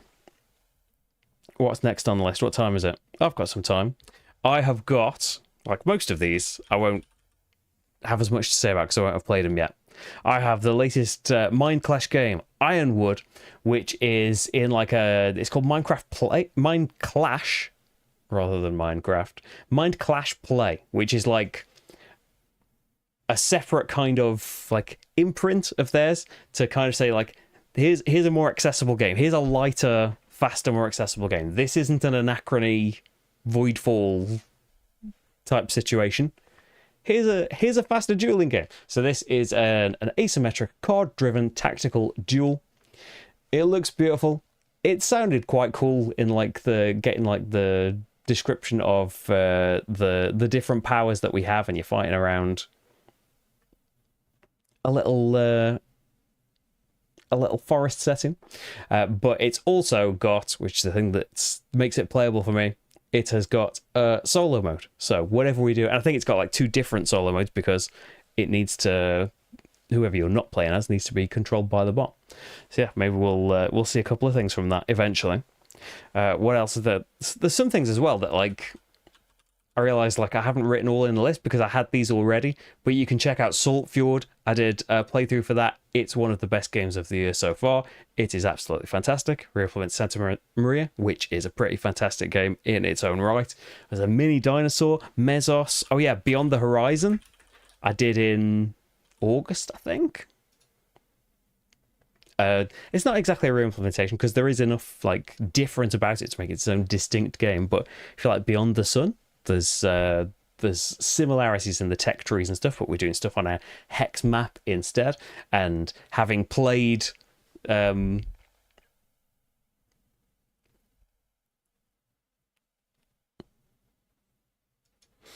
don't take things like that out of context. Willing to play Little Alchemists. Otherwise, we'd move way too quickly for that. SETI would be lost on them. But yeah, Beyond the Horizon has a full playthrough there as well. What else? Because I've jumped about it. Oh yeah, here's what reminded me to do that. Because I picked up Rasafa because I did a playthrough with the prototype of it. And I have a final version of it now. So I've done a playthrough of that. There is like a full solo one, right? Like the prototype was pretty final. It looks like the final version still, but like a bit lighter than something like a Praga or an Evacuation.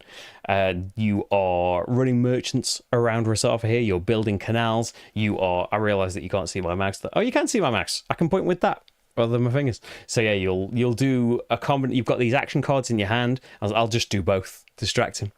You'll do an action and it will be attached to a color, so you can do like the action that's on there that will be one of those things, doing some merchant stuff, building workshops, building gardens, things like that.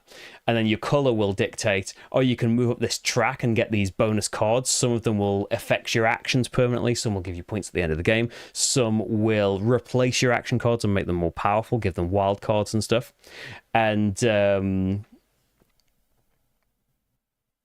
some will let you just take these special cards that are like one-offs that you don't have to spend straight away, but can give you extra resources, can give you extra bonuses when you take certain actions in the future.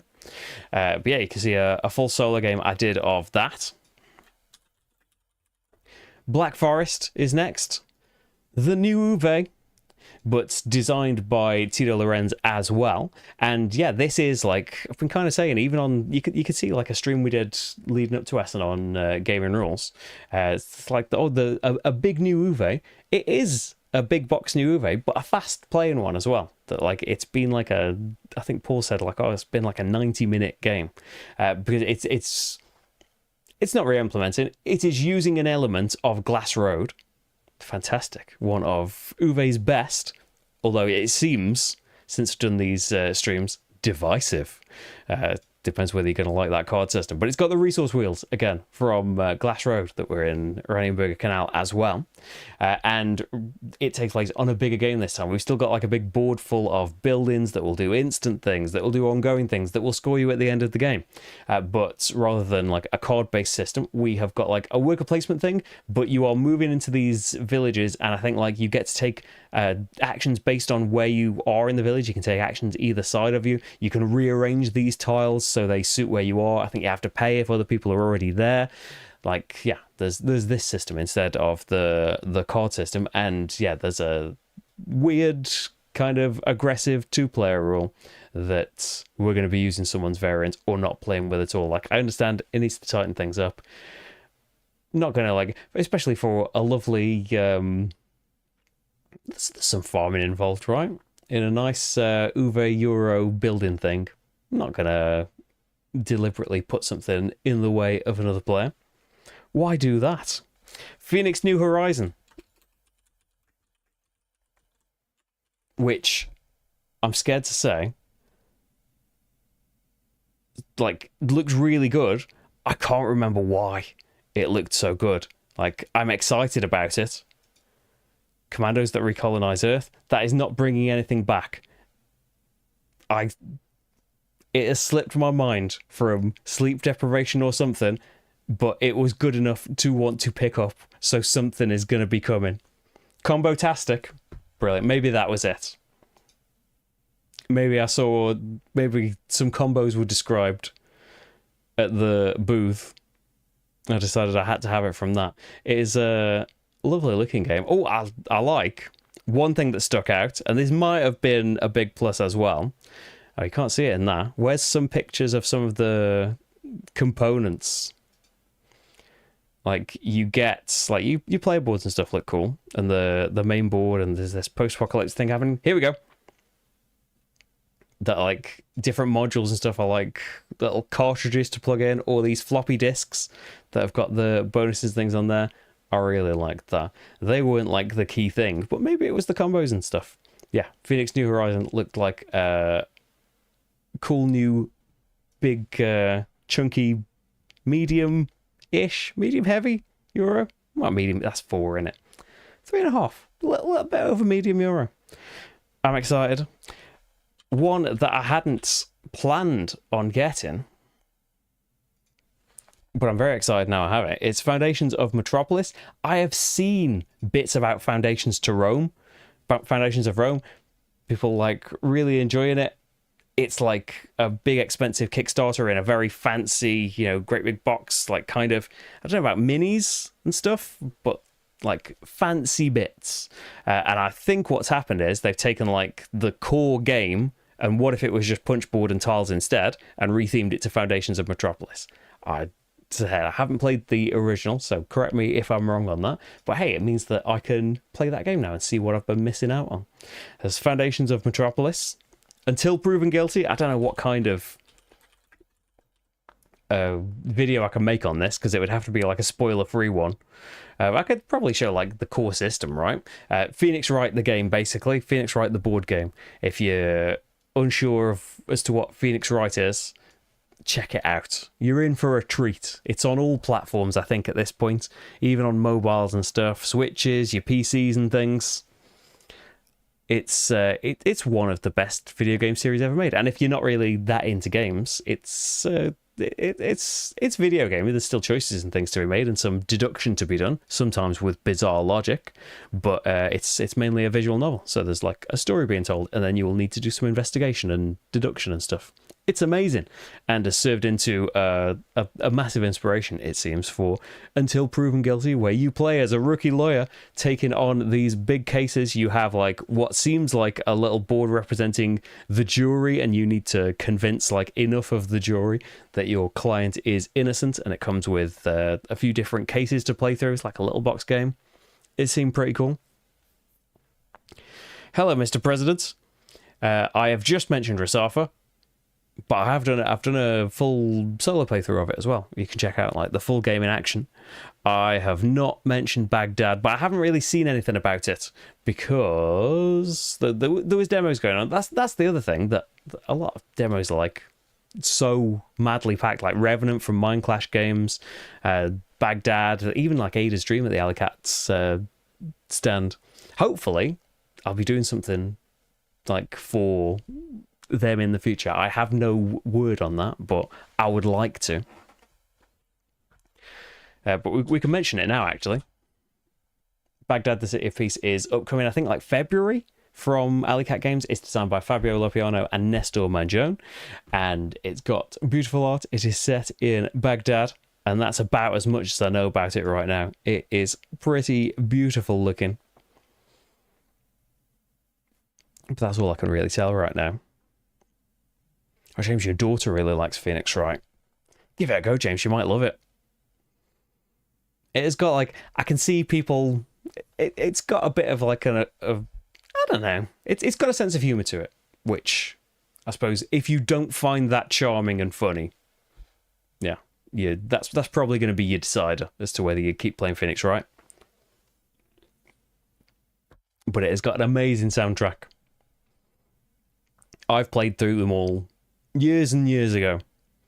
Even though they're still making them, I think like bit by bit they made like was it called like the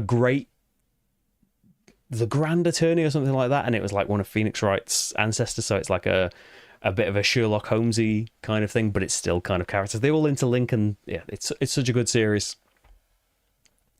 But I started playing them with Rach, actually. We need to get back to that. I think we did the whole first game. The first game that you can buy, like the remastered version on Steam, is actually 3 games that have all got like a load of cases each. It's a bargain.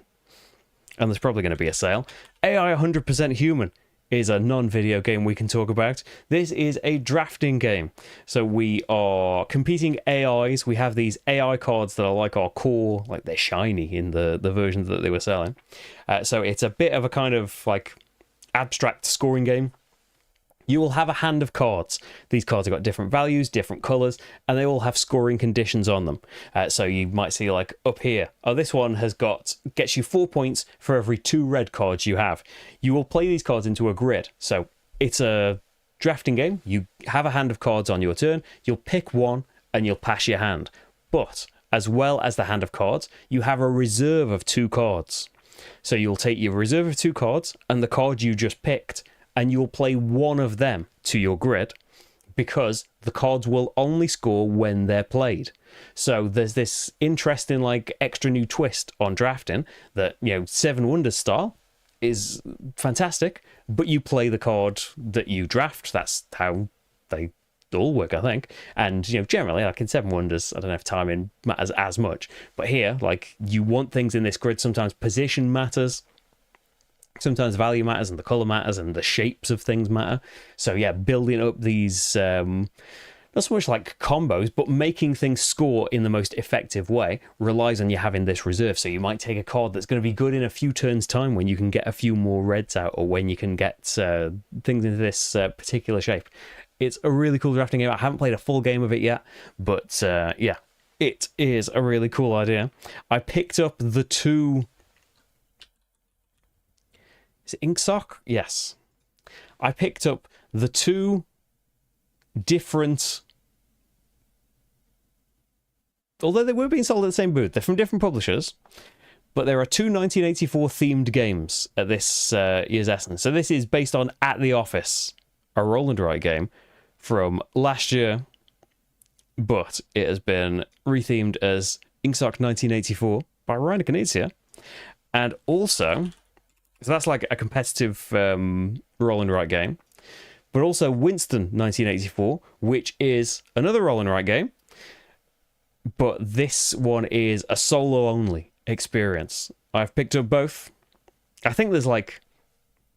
It seemed like a great big kind of coincidence, but I think like somebody mentioned that 1984 is like in the public domain now. So that's probably why they've like come out at the same time. I'm keen to give them a go. I'll give a shout out as well. I didn't take any pictures to LA1, free advertising here. This is a new. It's on Kickstarter right now, which you can see from that advert. It is designed by Richard Launius, designer of, among many many other things, Arkham Horror, the Arkham Horror, and then the Arkham Horror 2nd Edition, and Elder Sign, and Defenders of the Realm, and so many things. So he's one of the designers. Taran Kratz, who designed Helionox. Am I getting the name of it right? A really cool deck building game. Hey, there's Helionox. You can find my video for the prototype of Helionox Deluxe Edition from way back when. And also Pete Shari.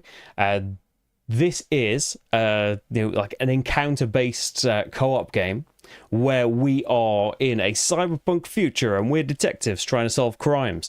It has a load of cases, I think like 5 cases in the game that you will play through the story of, but each case can go very differently because it will tell you... I was having a chat with the people at the booth that it has this great big tray of cards, and at a certain point in the story it will direct you to draw card 500, but there are several card 500s, so each game you will get you down a different path, and from that path, like, that will make you draw different cards, of which there could be many. And presumably, if it does well and gets expansions, there could be more cases and things in future.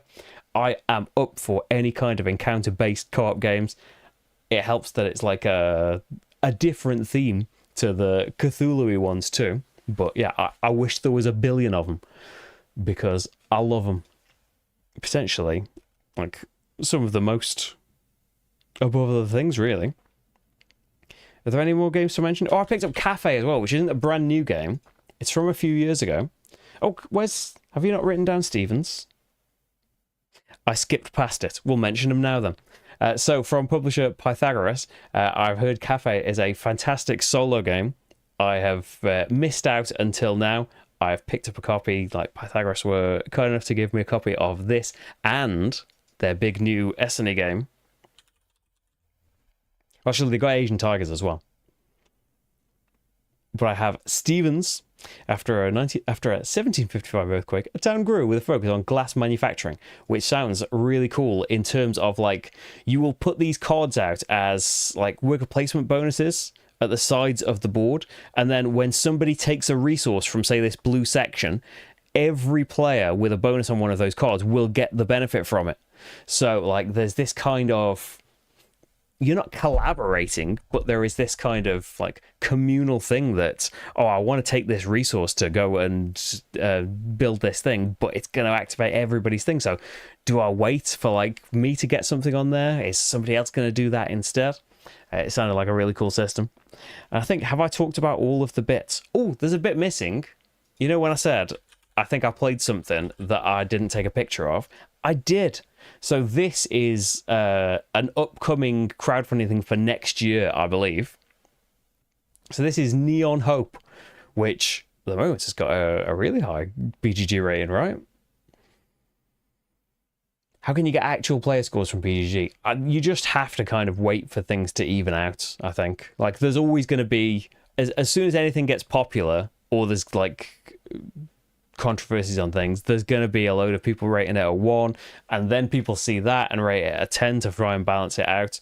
Like, hopefully a game will just, once it's out there and people can play it, it will get enough ratings that that kind of balances itself out. I hope, anyway. That's all you can really hope for with the BGG ranking, because they also, like, to try and prevent manipulation of it, I think they kind of trim off the extremes on both sides. There's probably articles written about that. I don't think they want to tell you their exact system, because why would they? But yeah, you can find out more about, like, they do some, not manipulation in a bad way, but they try and do a bit of stuff to stop somebody being able to brigade a game completely up or down. So Neon Hope. This is, I say based on, like, inspired by Arkham Horror the card game and Lord of the Rings the card game. So it is like a scenario-based card game. We have a deck of cards based on, this is in, like, a cyberpunk future as well. So we are, like, in the demo scenario that we played, we have been told by a friend to go to this cyberpunk nightclub. We go there and they're not there. So that's just how, like, the story starts in the demo that we played. And you need to go to these locations. We have character cards that will give us a stat on different tests, and you see, like, at each location here, okay, at the bar, we could go and ask at the bar about him. There's an investigate action that needs a green. My skill on this is a 3. Okay, the action needs a 2 to succeed there. So kind of, you know, like Arkham in that respect. You can play cards that might give you bonuses to these particular tests, and maybe have a twist, give you some extra actions to do with that. But you will flip cards from this, like, you will flip tiles from this data bank, and they will have, like, the +1s, -1s, zeros, things like that. There is also the potential of, like, an epic win that will give you, like, an extra success on top of everything you would have earned. There's an epic fail that's like the auto fail, you get nothing for this no matter what. And there are also these -1s with a skull on them that's like -1 to your test, but also all of the enemies activate. because yeah, the enemies aren't necessarily fighting you and stopping you all of the time. And one of the things about this is, so the bar over here, I'm pointing at the window rather than where you can see it. I'm pointing at the window on my screen. So the bar, it's got these like clues on it. So every time you succeed, you take a clue off. Once the clues have all gone from it, you flip it over, and then the story progresses. So like our objective was to go investigate the bar. You flip that over, we maybe reveal like a new location, we're told to go somewhere else, someone might appear. There is also like the barkeeper here that you could talk to. You can do a get support test, like a yellow test. If you succeed at that, you can take one of these tokens that can be played on anyone's turn to help them. It can be used up to twice to give them a +2 on a certain type of test. So there's like extra interaction in that, and you've got cards as well that you can like help each other out with too. What was I going to say? And so like it's got like you do all of these actions, moving around, doing your investigates, maybe doing some fighting and things. Then there is like an ongoing bad thing. I don't know if you see like a picture of. Oh, it's like it's up here. I can't see like a clear picture of it. I should have taken more pictures of it. But because these are just off Board Game Geek. There is like an ongoing bad thing happening that this dies on here. That every round is going to make us do stuff, and more of these cards might come out in the future. You could on your turn try a hack action, and some of these are on locations as well to make them a little bit less difficult for us. But yeah, you can hack them to get rid of these ongoing cards, because more of these like encounter cards, to if the terminology is exactly the same, but to give like the Arkham terminology to it, they're going to be encounter cards drawn at the start of every round. They're going to mess us up in different ways. Might be enemies like bouncers and things here that want to stop us snooping around, and they don't have to be like fought. They can be like dodged and stuff. But there is in a Lord of the Rings fashion, like the powers that be are detecting us, and like for every enemy at locations or for every like card that's out here, are kind of, it's not this word, but to use the Lord of the Rings terminology, threat. Our threat will increase, and at certain levels, worse and worse things will happen to us every round. So we are under time pressure to get this stuff done, as well as all the game throwing stuff at us every turn with the encounter cards and stuff. There is an ongoing, like, you're going to have a worse and worse thing happen to you as you go on. There's also hope you can spend. Anytime you take stress, you need to discard cards. You can get rid of hope to stop that negative thing, and you can build it up in ways as well. So I've played a basic demo of this just as like a quick 2-player game with 2 preset characters playing a very introductory scenario for like about half an hour or so. It seems so good, like, because already I'm a huge fan of Arkham the card game. As much as I've hated things about it, I do love it, really. And I haven't played much Lord of the Rings the card game. I've played the 3 scenarios you've seen me play in recent memory, and I really enjoyed that, especially kind of coming to it last from Arkham, then Marvel Champions, now going back right to the beginning to Lord of the Rings. And so I don't know how it's taken this long, really, for someone to be like inspired by that kind of stuff. Well, I suppose like people did spin off from Fantasy Flight, right, and made Earthborn Rangers, which is like using some elements of the same system. And I know a lot of people liked it, and maybe with expansions and stuff that will change for me, but I didn't enjoy Earthborn Rangers at all. Me and Rach bounced off it very quickly, unfortunately. But like, it's, as I say, I've played like half an hour of a basic version of this. It was very promising. It was very engaging. Like, you could see the inspirations and the good things that it had taken. It's introduced a lot of cool extra stuff as well. And yeah, I'm very excited to play more of this. And like, at the moment, so that's just saying that based on a thing I went and demoed. I'm not sponsored to do a thing. Although, hey, I wouldn't be averse to covering it in the future. But yeah, that's Neon Hope. There's not a lot of info about. Oh, there's a print and play demo. If I intrigued you and you're into your print and playing, you could check that out on the Board Game Geek page as well. I think that might bring us up to all of the stuff. Is that everything? Oh, Duck and Cover. I noticed this has just come up on Board Game Arena. If this intrigues you as well, just like as I was walking around, like the Captain Games team was staying in my hotel. I saw them at breakfast.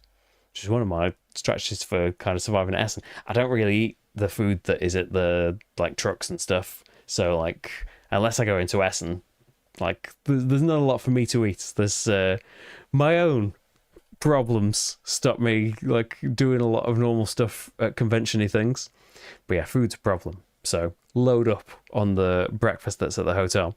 So yeah, the Cats and Games team was staying there, and one of the team spotted me on one of the days and gave me a copy to try out. It is a goofy card game. They had a great big booth with like a big bath in it full of great big rubber ducks and stuff. You'll either duck your ducks by moving them around your grid or cover your duck cards with other ducks. You have 3 rounds to get the lowest score and not to have water everywhere. Your ducks will love that for sure. That is all I know right now. But I did spot, I think it's available now. I did spot some kind of article on Board Game Arena about it, so I think you can play it as well over there. Alex, Board Game ratings. Oh, if it has no votes, it just gets like a 5.5, like the average. If it gets loads of votes, it starts to get more to the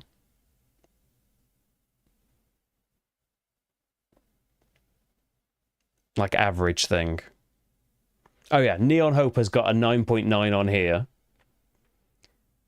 But it's not got, like, it's not out. Like, hardly anyone could have played this at the moment. But yeah, you can go into like the details about it. And I think on the search page, if you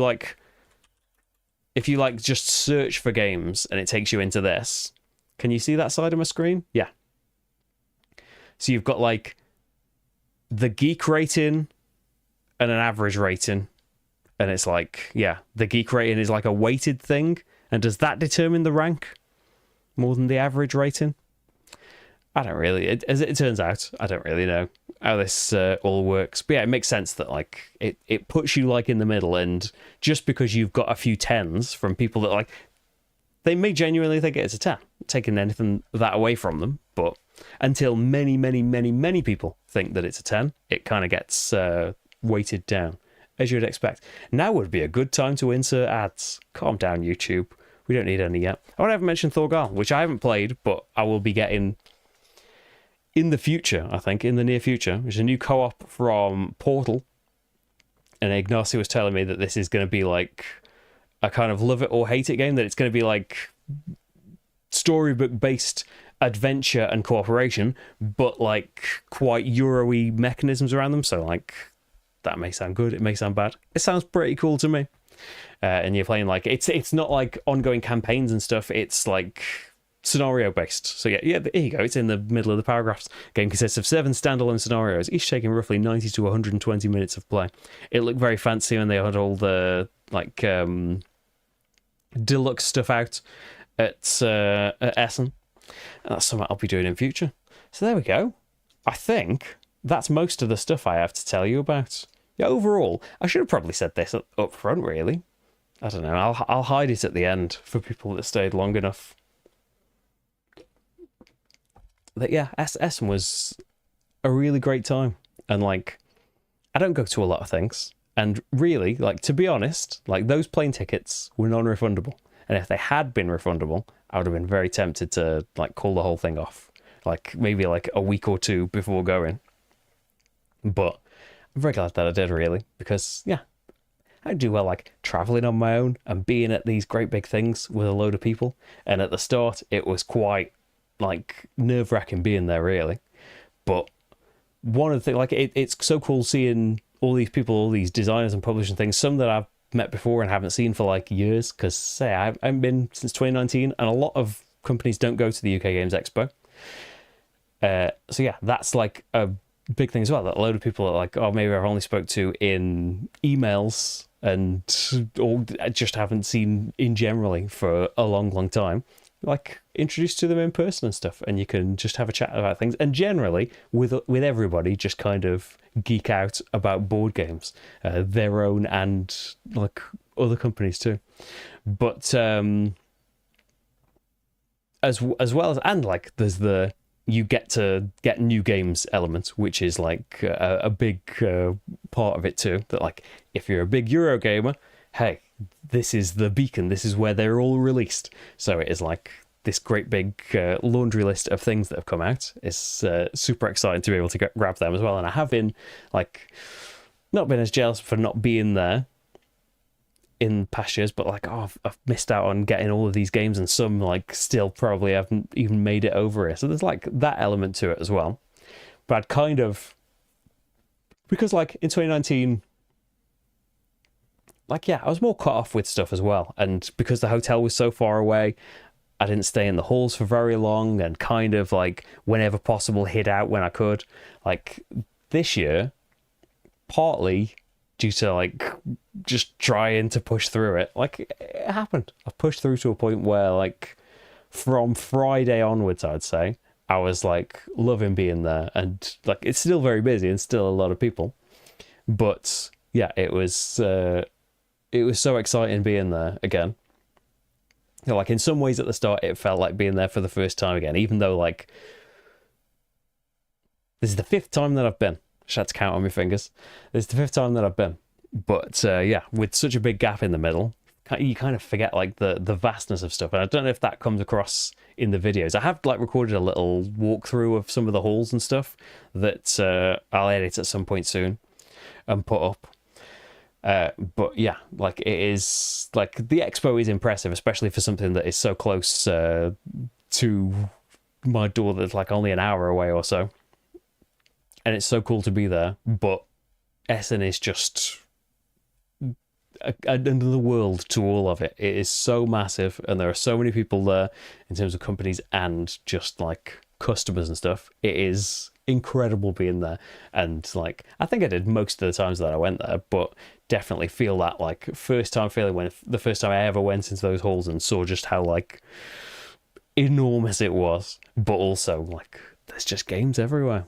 But yeah, all of that stuff's like a big positive. But also like one of the best things for me was like in a kind of self-congratulatory way, but seeing so many people that watch the channel and watch my videos and stuff. Because like I don't know, like I see you in chat. I know that like there are people watching. Numbers go up. Like YouTube can't be lying to me completely. But yeah, seeing like I was really pleasantly surprised by like how many people like stopped for a chat, and thank you for doing that as well, because yeah, it's nice knowing that that people are watching and that people have like had recommendations or found things or are like decided to go to Essen and stuff like that. In any way I'd helped in any of that. It's really nice kind of doing that in person as well, which as you can imagine, like the board games aren't that massive like in the, well, not even town, probably country where I am.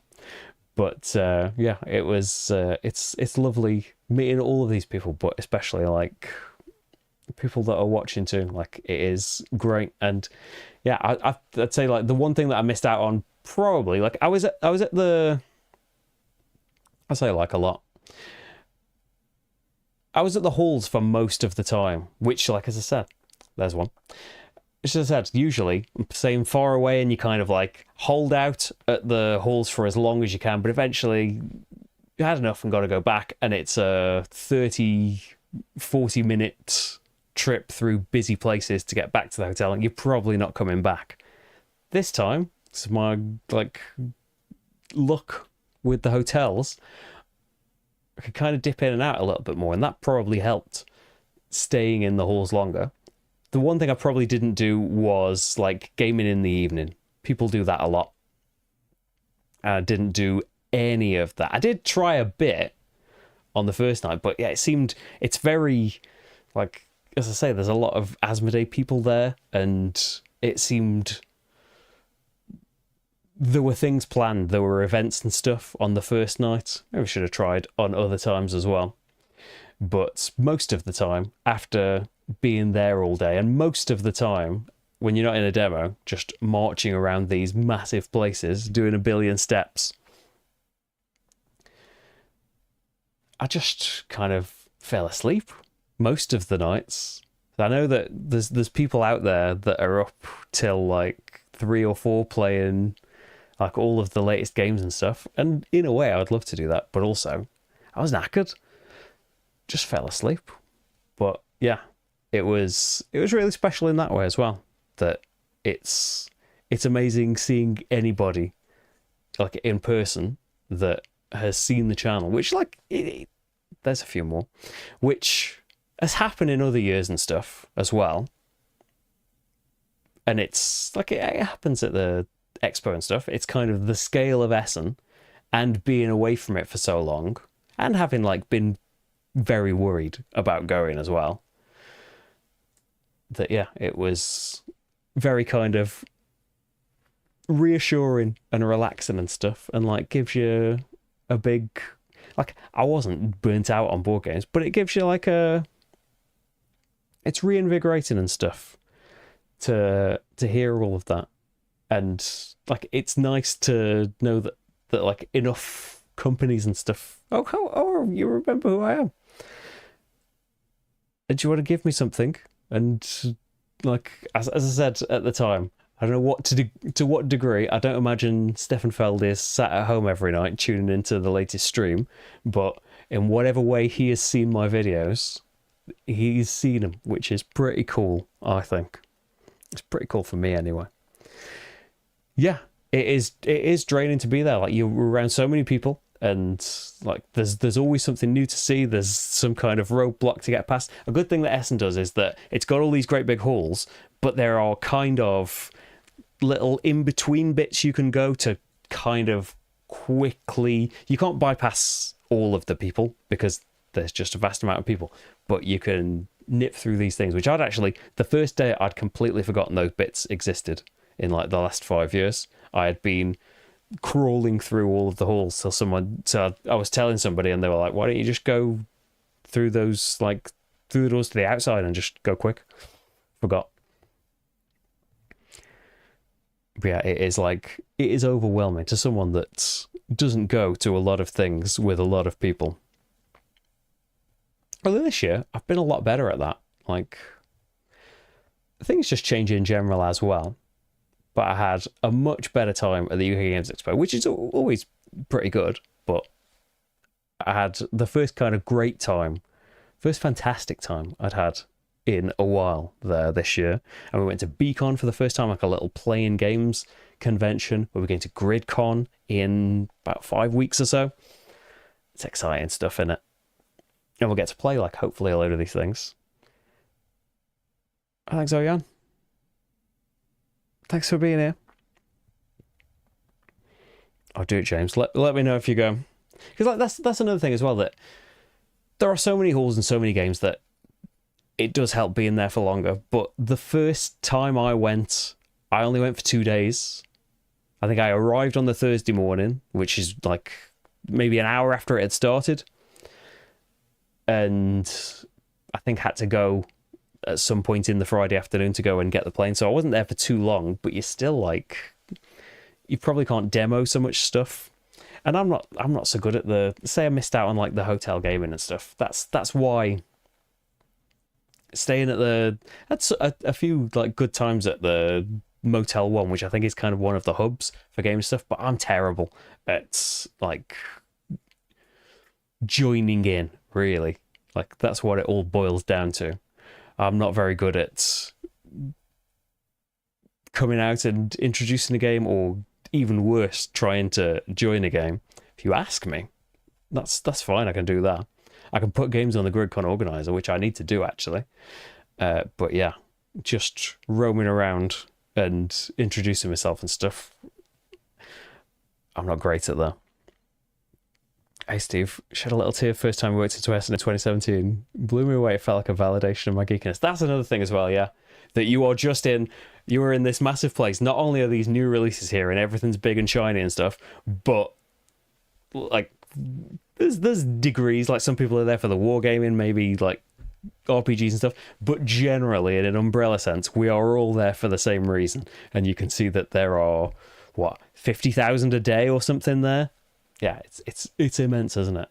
And I do remember some of the other years merged together a little bit. I think 2017 is a bit more distinct because that's the only year that Rach came, and our friend Dan, who drove us the whole way there as well.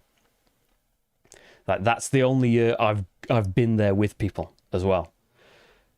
Like, I've seen people there in the other years, but had someone to like be there a lot of the time. But 2016 was the first. I think the channel had been going for about probably 5 months at that time, so I wasn't there as a press person, and I think like maybe one person recognised me, and it was Eilif from Porter Games. It was the year they released Avenue, I think. But yeah, had that thing of, I think I came at about 11, so the show had been going for about an hour when the train had finally come in, and just went straight to the halls with my suitcase and everything, and just seeing the wonder at all these things that I'd been watching and researching, and like, I can go and have this stuff. Like, I can't remember what Lookout games were out that year. Was it Nussfjord that year? Whatever they had in 2016, maybe it was Grand Austria Hotel, but like marching into the great big queue at that booth and getting like the little... I've still got that tote bag somewhere. It was like Mayfair, wasn't it? Mayfair and Lookout at the time. I don't think Lookout were part of Asmodee. Let's do the history of board gaming. But yeah, Essen's pretty great in it. And partly because of like my own kind of anxieties of things, and not really liking being on my own, not being able to join in with stuff in like maybe the last couple of years that I went, especially in 2019, kind of finding excuses to go back to the hotel and then not really doing anything there, or like hiding out in hallways and stuff. Yeah, I find it very easy to do that, and so like in a way have to kind of push to not let myself do that. But it went well in the end that I didn't. Mark, you've never been to any conventions? You make your wife don't play board games. Just go to raves. Yeah, it's a very nerdy rave. It's a nerdy version of a rave. When is Arthurian Nights being released? Soon, I think. They didn't. It only came into Essen like in the last, I think on like the Saturday afternoon or something, and just one little booth had it, and WizKids didn't have a booth. So I think it's soon. I think they just kind of airshipped a few copies over there. But yeah, it's meant to be out in the next month, I think. I hope so. Hey, Claude, how's it going? Shout out Claude's channel. Claude interviewed me. This year is busier than ever. The first time. Oh yeah, they sold out, right? But I think like it's hard because they've got a bigger area, haven't they? They've got a bigger hall area than ever before this year. And the numbers are a record, like, trending up. So 2020 cancelled. 21, I think it was back, but in a limited fashion. And then it's been building up ever since. And this year is back into the good stuff, the big numbers. So I think 2019 is still the record-breaking... Correct me if I'm wrong on this, I might be talking rubbish. But as far as I heard from there, that the 2019 is still the record-breaking total number of people, but this year there was still more. Like, all the halls were bigger than ever, and yeah, Alex saying all the exhibitor space was sold out, and the number of people, like I say, there was a lot of people about, especially in certain halls and certain corridors and stuff. At certain times of the day, in the sold out days, it was just basically like shuffling a couple of steps every few minutes. But that's only kind of in the massive high traffic areas. Generally, a lot of the time, it was quite easy to get about, especially with those like little shortcuts and things you can use. And even with that vast amount of people there, partly because the halls and stuff are so big, I find one thing that I don't like as much about the UK Games Expo is that the aisles and things feel a lot more narrow. I don't know if that's just a perception thing, or just that the aisles are, in fact, very narrow. Maybe there's a lot more people with them. I say daft backpacks. I did buy one of them daft board game backpacks in Essen this year, but I'm not going to wear it on my back. It's strictly for carrying games to game night and wherever they need to go, really, to GridCon. rather than have on my back and swing round. I think they did try and reduce that this year. But yeah, there's a lot of that about. It feels like there's a lot more areas where you just can't move. Like, it's not even shuffling about, it's just at a complete standstill at the expo. But maybe that's like positioning as well. But yeah, in general, pretty great. And I thought those big backpacks were forbidden as well. And I didn't admittedly see many early on. Definitely by Sunday, that it's not overwhelming. Like, maybe they were banned at the expo this year. Maybe it's just trauma from previous years. There were definitely some people on the Sunday at Essen swinging them about. But maybe they'd bought them in there because there was a booth selling those big backpacks. So I suppose if you bought it, you didn't need to, though. It came flat in a bag. You've undone that if you've just bought it there. But I suppose if you've bought a load of games, but that's why we don't wear them, because people don't realise the dimensions that are suddenly on their back and they're just swinging them about and stuff. Anyway, Essen was great. Games are coming. So yeah, this is the only live I'm doing this week because last minute things needed to happen. Being at Essen got in the way of doing a video for Mutagen, but that is done now and will be coming up on Patreon soon. It's nearly done. That's coming from Dranda Games on Monday on Kickstarter, a worker placement game where you can mutate your workers, and like, you go to a location, the location has an action, the type of worker you sent there gives you a bonus, and if that worker has a mutation, you can get an extra bonus from that. It's a really cool twist on worker placement. But also the kind of extra thing, as I mentioned, when I went to Spiel, they hadn't even announced that Steffenfeld game. So not only did they announce a game, I played it, and they asked me to do a video for it. So there's going to be a playthrough that I am probably going to be filming tomorrow night or the weekend or something. There's going to be a video ready for the Kickstarter, which launches on Tuesday. It's going to be a video for Chichen Itza. And I think that, fingers crossed, I am going to be using the pacifist variant they're coming up with. For, I say for me, for players like me. But can I, I didn't have any say in the design or whatever of it, but can I be the inspiration? It's inspired by Care Bears like Tom.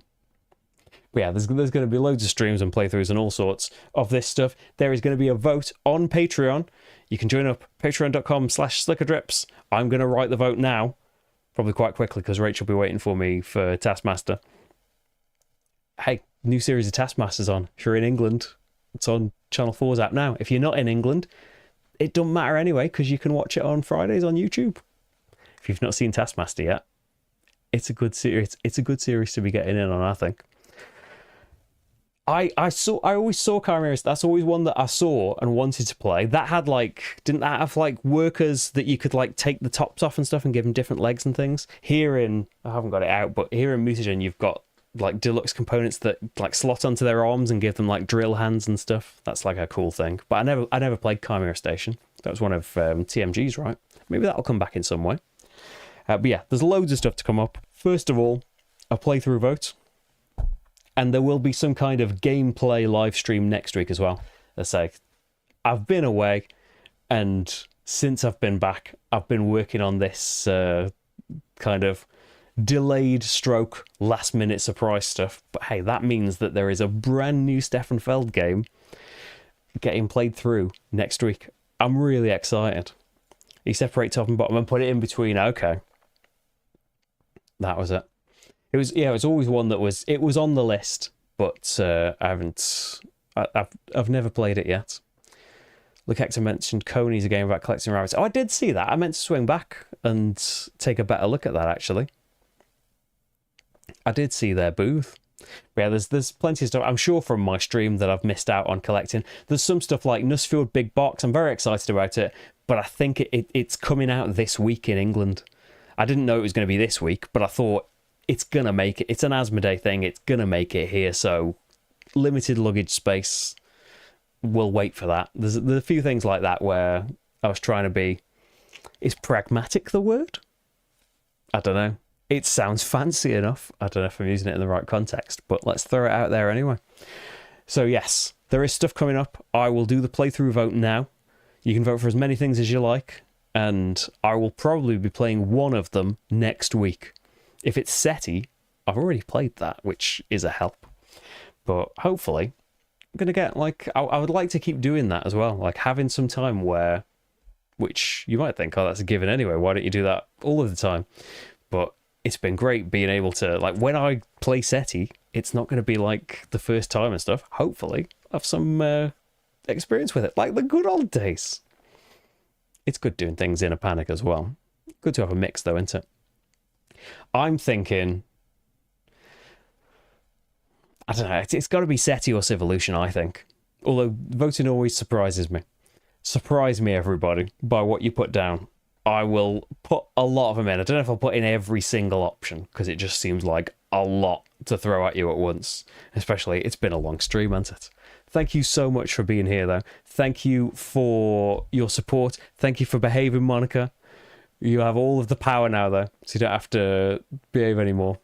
Yeah, Ilif, that was such a cool. Like, it helps that they make pretty fantastic things year on year, and now he's in 2 companies that make fantastic things. But I'll always remember that like nobody noticed me in that first Essen, and why would you? I'd barely been going. I had like 300 subscribers or something.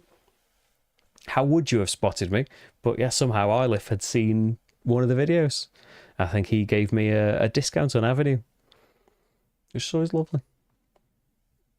I couldn't believe it. Yes, I keep saying I'm going to go, don't I? Thank you, everybody. See you soon, and have a lovely weekend and that. Although on Patreon, you'll be seeing these things flying up quite soon. Mutagen, Chichen Itza, and more stuff beyond that. Bye-bye. Have lovely times, and I'll see you soon. Bye. Bye.